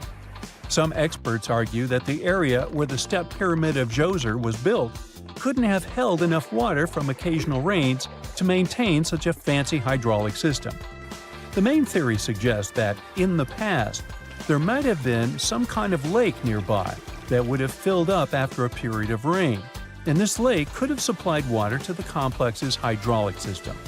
But there is no mention of such a lake in any ancient Egyptian writings, so it might be more of a what-if situation than a reality. And then there's the issue of the hard work itself. Remember when I said this method could have allowed the ancient builders to raise stones with far less effort? Well, that might not be entirely true. According to some experts, just building this hydraulic device would have required a lot more heavy work than simply moving the stone blocks using good old-fashioned manpower. And let's not forget, the step pyramid of Djoser is like a baby pyramid compared to those that came later. The stones used for Djoser's pyramid weighed, on average, about 660 pounds each, which is nothing compared to the more than 2.5-ton blocks used later for the pyramid of Chephren. If this cool water lift theory gets completely ruled out, we still need to explain how this pyramid was built in the first place. To answer that, we need to rewind a bit and talk about the original plans. See, before Djoser's tomb became a pyramid, the idea was to construct a simple mastaba. This type of tomb was pretty common in earlier periods, a flat-roofed, rectangular structure with sloping sides. But after the original mastaba was finished, they decided to expand it a bit by adding more layers on top. And then they added even more layers, until the construction reached 6 distinctive steps, each one smaller than the previous. And they probably did all this by raising those heavy stones using ramps, not a water-powered elevator. There is still so much we don't know about the step pyramid of Djoser. More research is definitely needed to fully understand how this system worked, or if it even existed at all. But the idea of using water to help build the pyramid adds a whole new layer to our understanding of ancient Egyptian engineering. It's a powerful reminder of just how clever and resourceful those builders were, using the natural landscape and the power of water to create one of the most iconic monuments in history. Secant, cosine, tangent, sine, 3.14159. Yeah, that was the cheer we heard coming from the Trigonometry Club back in the day. For the rest of us in math class, terms such as sine, tangent, and pi were just bewildering. Who invented these and why? Was their only purpose to make it harder for students? Well, not quite. Trigonometry was invented by the ancient Egyptians. They needed this knowledge to construct pyramids, and they did a pretty good job too. The Great Pyramid in Giza still stands today, some 4,500 years after it was built. No recalls either. So let's get out of that classroom and on a journey through time to reveal the secrets behind the ancient Egyptians' precision. Here you are, standing on the Great Pyramid's construction site, some 9 miles from Cairo. Well, the city still isn't there, as you're surrounded only by the desert and teams of construction workers. They're transporting large stone blocks weighing 2.5 tons each. They're inside a wooden sled that sits on large rollers. A crew of 8 men rolls these blocks along the ground. You immediately think of the rollers on a supermarket cash register. The principle is exactly the same, but the scale is greater, much greater. Scientists estimate that the Egyptians used 2.3 million such blocks in the Great Pyramid alone. And the block in front of you is one of the lighter ones. The heaviest of them weighed up to 15 tons. But where did all these blocks come from? Most of them originated from quarries around Giza. It's not that impressive, you think, but wait until you hear how ancient engineers transported the granite used in construction over 500 miles to the pyramid. There were no railways or highways back then, but the mighty Nile was always there. Researchers even believe that the Egyptians dug a canal to connect the Nile directly to the pyramid's construction site. All they had to do then was to wait for the flood season to begin, and voila! The rising water levels floated the heavy stone blocks for them. But how did they lift the enormous stones on dry land to stack them up to the top? Did they use oversized cranes? Well, ancient Egyptians worked around this problem, literally speaking. One of the workers is now pointing to the giant ramp going around the pyramid they're building. This is how a mountain road zigzags its way to the top. If the ramp went directly to the top of the pyramid, then workers couldn't pull the stone blocks along it. It would be too steep. Scientists have calculated that 8% could be the maximum incline. So ancient Egyptians just extended the ramp around the pyramid. Again, these are all theories, as the ramp could have been inside the pyramid, as some researchers suggest. The exact building method is still a mystery, guarded by the Sphinx. That's its real name, right? Wrong. As the Great Sphinx is just the statue's alias. You know, the name writers take when they want to hide their true identity, or a singer's stage name. The Sphinx's real name, translated from Egyptian, means Horus in the horizon. That was the name for the Egyptian deity of the sky. The trail of mystery doesn't end there. As a man walks past you with a bucket of paint, he's going to add a touch of color to the Great Sphinx. Researchers found specks of this red color next to its ear. That was some strong paint, as it survived for thousands of years. You are now standing straight in front of the Sphinx. You look up. It's very tall, right? 66 feet to be precise. Now resist the urge to take a selfie. You can do it. Now you notice something else. It looks like the Sphinx is in the center of a giant triangle in the back. That's one side of the Great Pyramid. And no, your eyes are not playing tricks on you. The Sphinx really does sit in the center of the pyramid's lateral face. Here's where math comes in handy. A pyramid has 4 sides, called lateral faces. There's also a 5th face, the base, but that's not visible. It's, wait for it, face down. The Sphinx has one last mystery to reveal: its age. Scientists agree that Pharaoh Coffer built the Sphinx. He ruled after his father, who had built a great pyramid nearby. So both structures were finished around the same time. Let's talk about numbers again.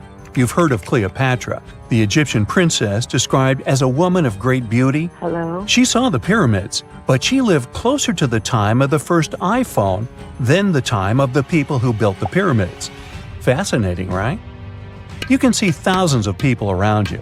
They're working hard to build the pharaoh's tomb. But how many of them are there exactly? One Greek philosopher estimated there were as many as 100,000 workers. Seems like an okay number for such an enormous structure, but it can't be true. Science simply can't back up this number. Egyptologists put the total number of workers at 30,000. And yes, Indiana Jones was one of them, at least on the big screen, but he showed up late.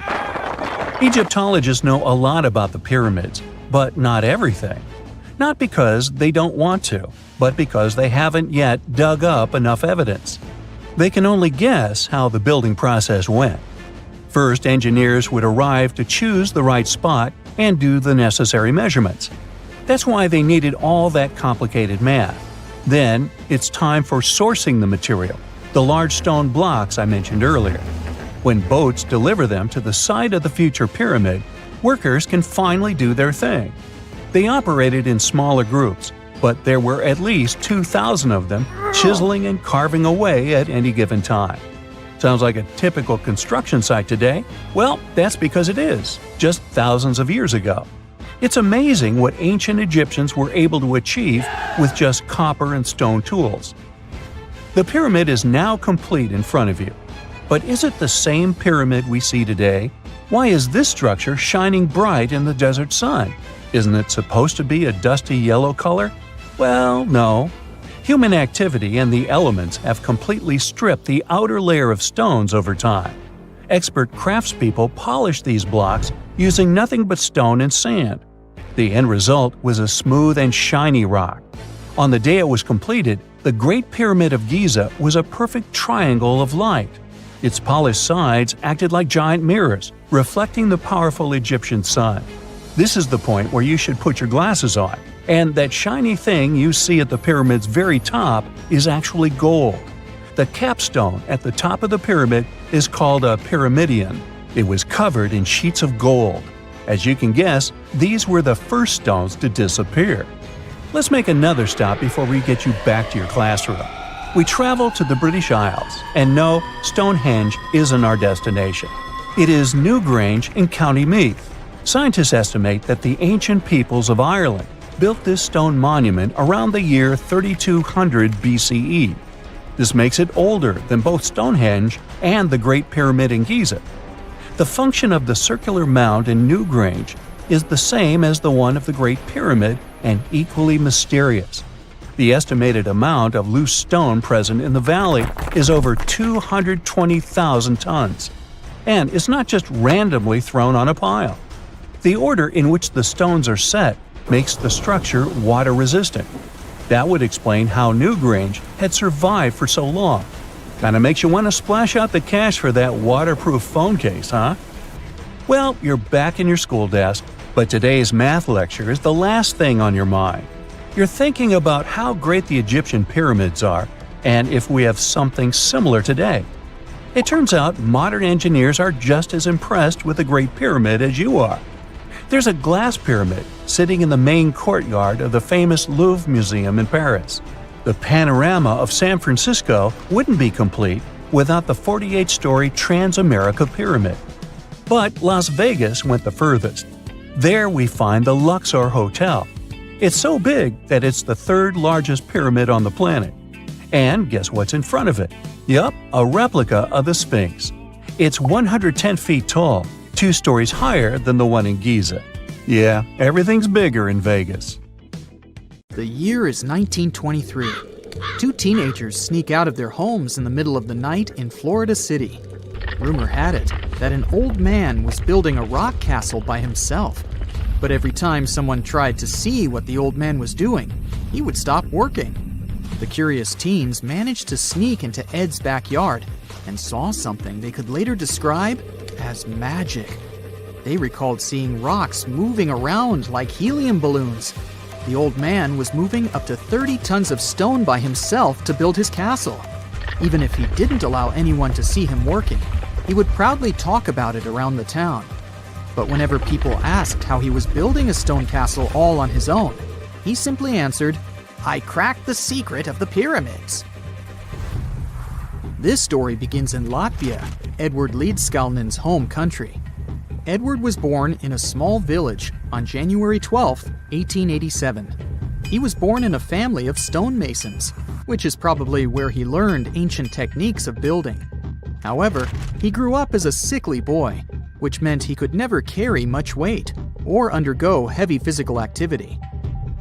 At the age of 26, an unfortunate turn of events determined Ed's fate. The love of his life broke off their engagement, and heartbroken Ed decided to move to the United States.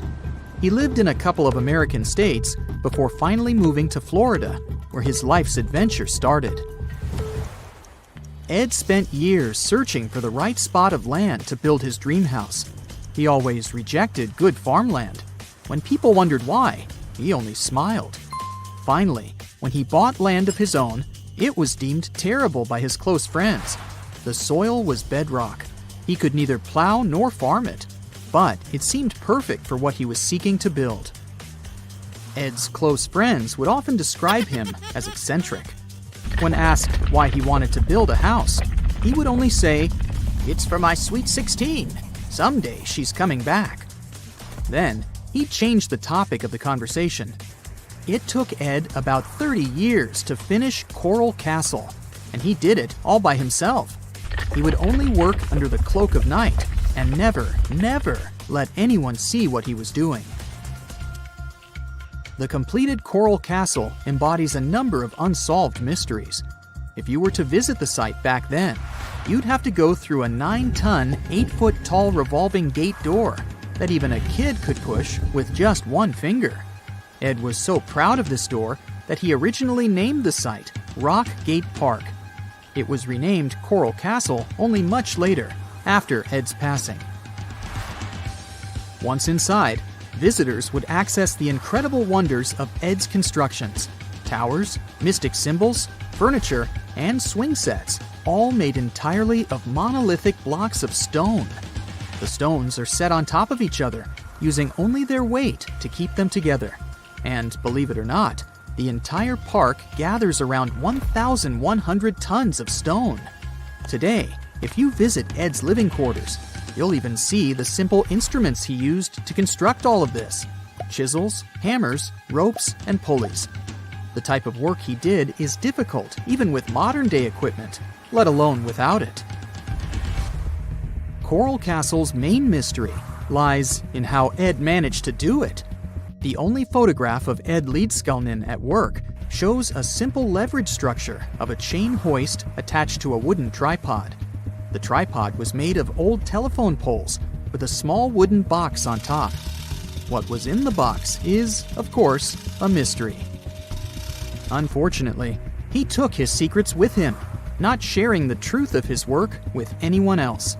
Yet, not all is lost, as there are many theories and speculation surrounding what could have happened there. One theory says that there is a harmonic grid inside the Earth's surface, something that would create anti-gravity spots around the globe. It's believed that Coral Castle was built in such a spot. This could explain why it took Ed so long to find land that pleased him. Maybe what he was looking for was a place that allowed him to experiment with anti-gravity forces.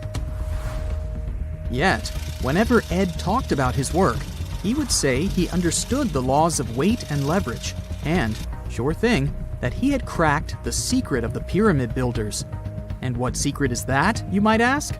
According to Ed himself, it has to do with magnetism. He even published a pamphlet called Magnetic Current. There, he explains that every object has magnetic particles inside of them. A person just needs to understand where they are located inside such objects. This way, objects can be lifted and moved around without much effort, just like moving something heavy underwater.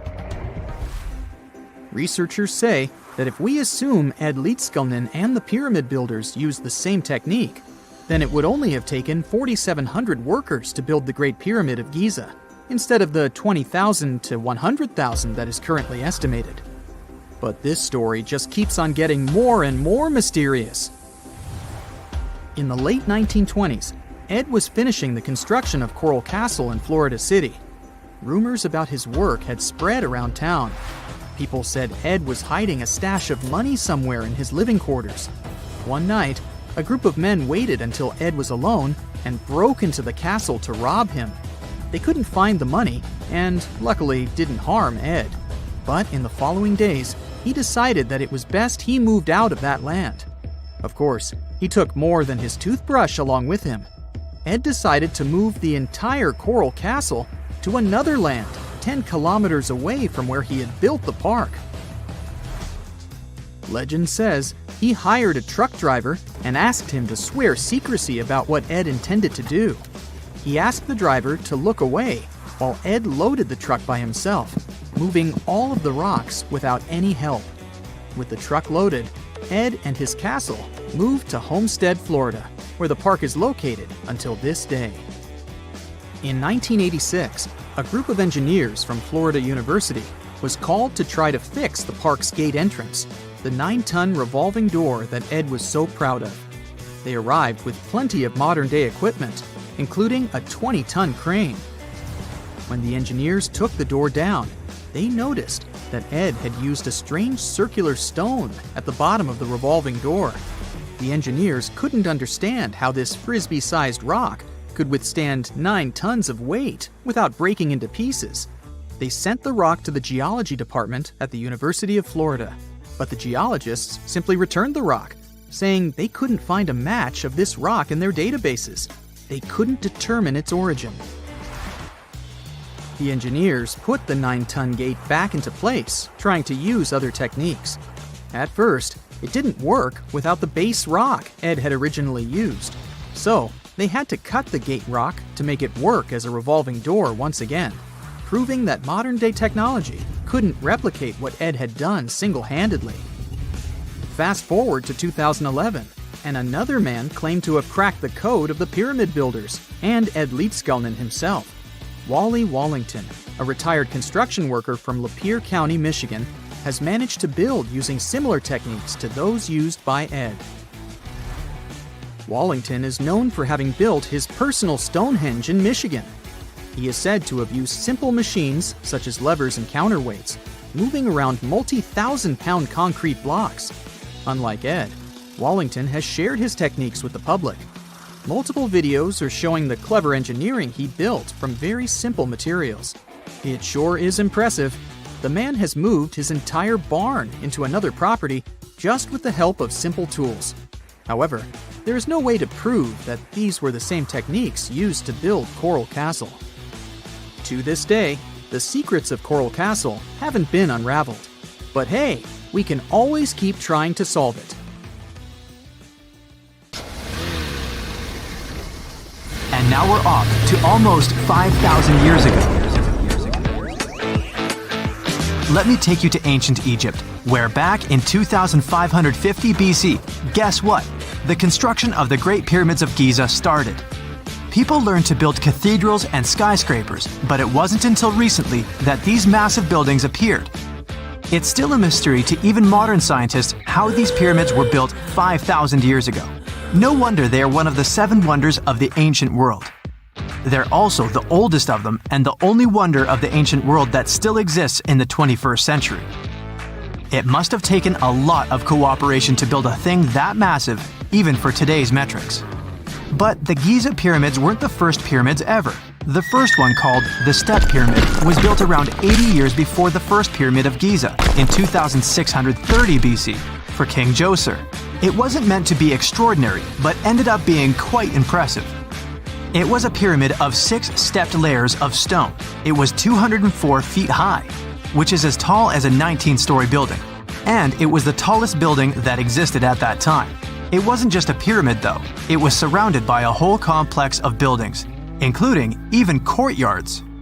In ancient Egypt, people believed in the afterlife, so everyone, especially kings, wanted to make sure they had everything they needed to get ready for it. Here's why the pyramid complex was perfectly supplied with a lot of objects people used every day. The complex included a pyramid and a kind of a palace. Those buildings had many things the king loved and might need one day, like furniture, food, and gold vessels. After Djoser, building pyramids became common practice, but many pyramids weren't finished. It would usually take about 20 years to build one, but many rulers reigned way less than that. Overall, there are more than 100 pyramids. The most famous pyramids are the Great Pyramids of Giza. The first one and the biggest one was built for Pharaoh Khufu, around 2550 BC. Initially, it was 481 feet tall, which is as tall as a 40-story building. The second pyramid was built for Khufu's son, Pharaoh Khafre, around 2520 BC. It's just a bit shorter, usually standing at 471 feet high, a 39-story building. This is the pyramid with the famous statue of the Sphinx. Sphinxes have a lion's body and a human head. They were built to guard important areas. This one has the head of Pharaoh Khafre and is guarding his pyramid, facing the sunrise. The Sphinx is most well known and is one of the world's biggest and oldest statues. Originally, it had red color and did have a nose. It's still possible to see the trace of red pigment by its ears. But no one knows exactly when the nose disappeared. For some time, the Sphinx was sorta hidden underground, being covered with sand up to its shoulders. Luckily, in the early 1800s, an adventurer with a team of 160 people dug it out. The third pyramid of Giza is the smallest one, being more than twice shorter. Originally, it was 218 feet high, about the height of a 20-story building. Built in 2490 BC, it was a pyramid for Khafre's son, Menkaure. The pyramids are designed to align with the points of the compass, and their sides symbolize the rays of the sun. But back at the time, there were no compasses. Ancient Egyptians figured out the directions themselves, and with amazing precision. To align the pyramids, they used two constellations. Originally, the pyramids were covered in smooth white limestone and had a gold-silver top to reflect the sun. Later, the white limestone was taken from the pyramids by other kings and used for other buildings. Scientists estimated that ancient Egyptians used about 2.3 million stone blocks to build the first pyramid. Each block weighed more than 1 ton. This is the weight of a rhino. Some blocks were even bigger, being almost as heavy as an elephant. 4.5 millennium ago, there was no modern equipment to help build it. There were no machines, no wheels, and even no steel. The only metal available to them was copper. Even today, scientists aren't sure how the Egyptians managed to build the pyramids. There are no records left that would shed light on it. Some even think that Egyptians wanted to keep it as their secret and didn't even record it on purpose. Many believe that poor people and foreigners built the pyramids, but it's not true. Actually, the builders were very skilled workers, and they were fed and paid well. The archaeologists claim that the builders lived in a nearby temporary city and were a highly organized community with a strong leader. Scientists say that around 20,000 people worked on each pyramid complex, and it took about 20 years to build each. It probably was a national project. The construction site was large in resources, and food and essentials were likely to be contributed from all parts of Egypt. Even with all that support, it remains unclear how people managed to cut, transport, and assemble those huge stones. One of the theories suggests the stones were most likely transported on boats down the Nile River. Then, there was a harder part. They had to be moved to the construction site. For that, they probably used wooden sleds. It wasn't very hard to pull them because the sand mixed with the right amount of water was pretty slick. And 10 people could move a sled even with a rock weighing 1 ton pretty easily. Finally, one last problem. The stones had to be lifted and put into place. Archaeologists have discovered the remains of the ramps system that dates back to when the pyramids were built. Most likely, the Egyptians designed a unique system to move and pull huge stone blocks, but no one knows what it looked like exactly. The most common opinion is that there were several ramps around the pyramid to help move the blocks. The ramp was growing with the pyramid getting higher. They suppose people were walking up the stairs, pulling the stone on the wooden sled up in the middle on the sandy ramp. But this is just one of the options. Others say that the ramps were going around the pyramid. Some say the ramps were inside the pyramid. But we'll never know for sure, and it'll forever remain a mystery, just like the ancient Egyptians wanted. Surprisingly, there's not much inside the pyramids. Most of it is just solid stone with very little open space. But let's take a quick look inside the biggest of the pyramids of Giza.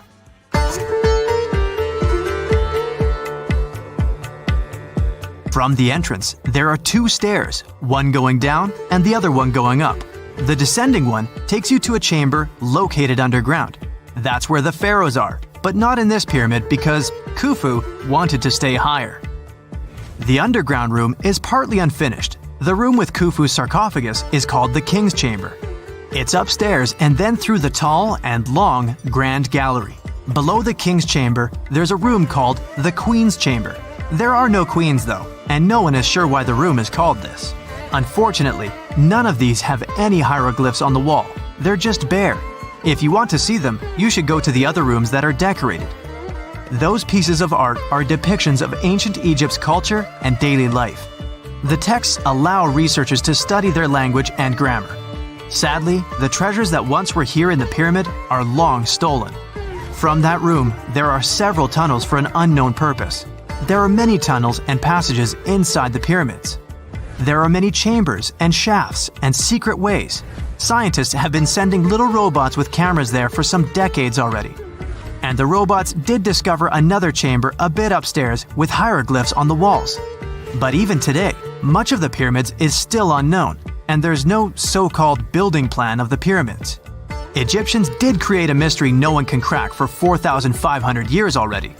Scientists recently started to X-ray the pyramid to learn what's inside it without entering it and its narrow,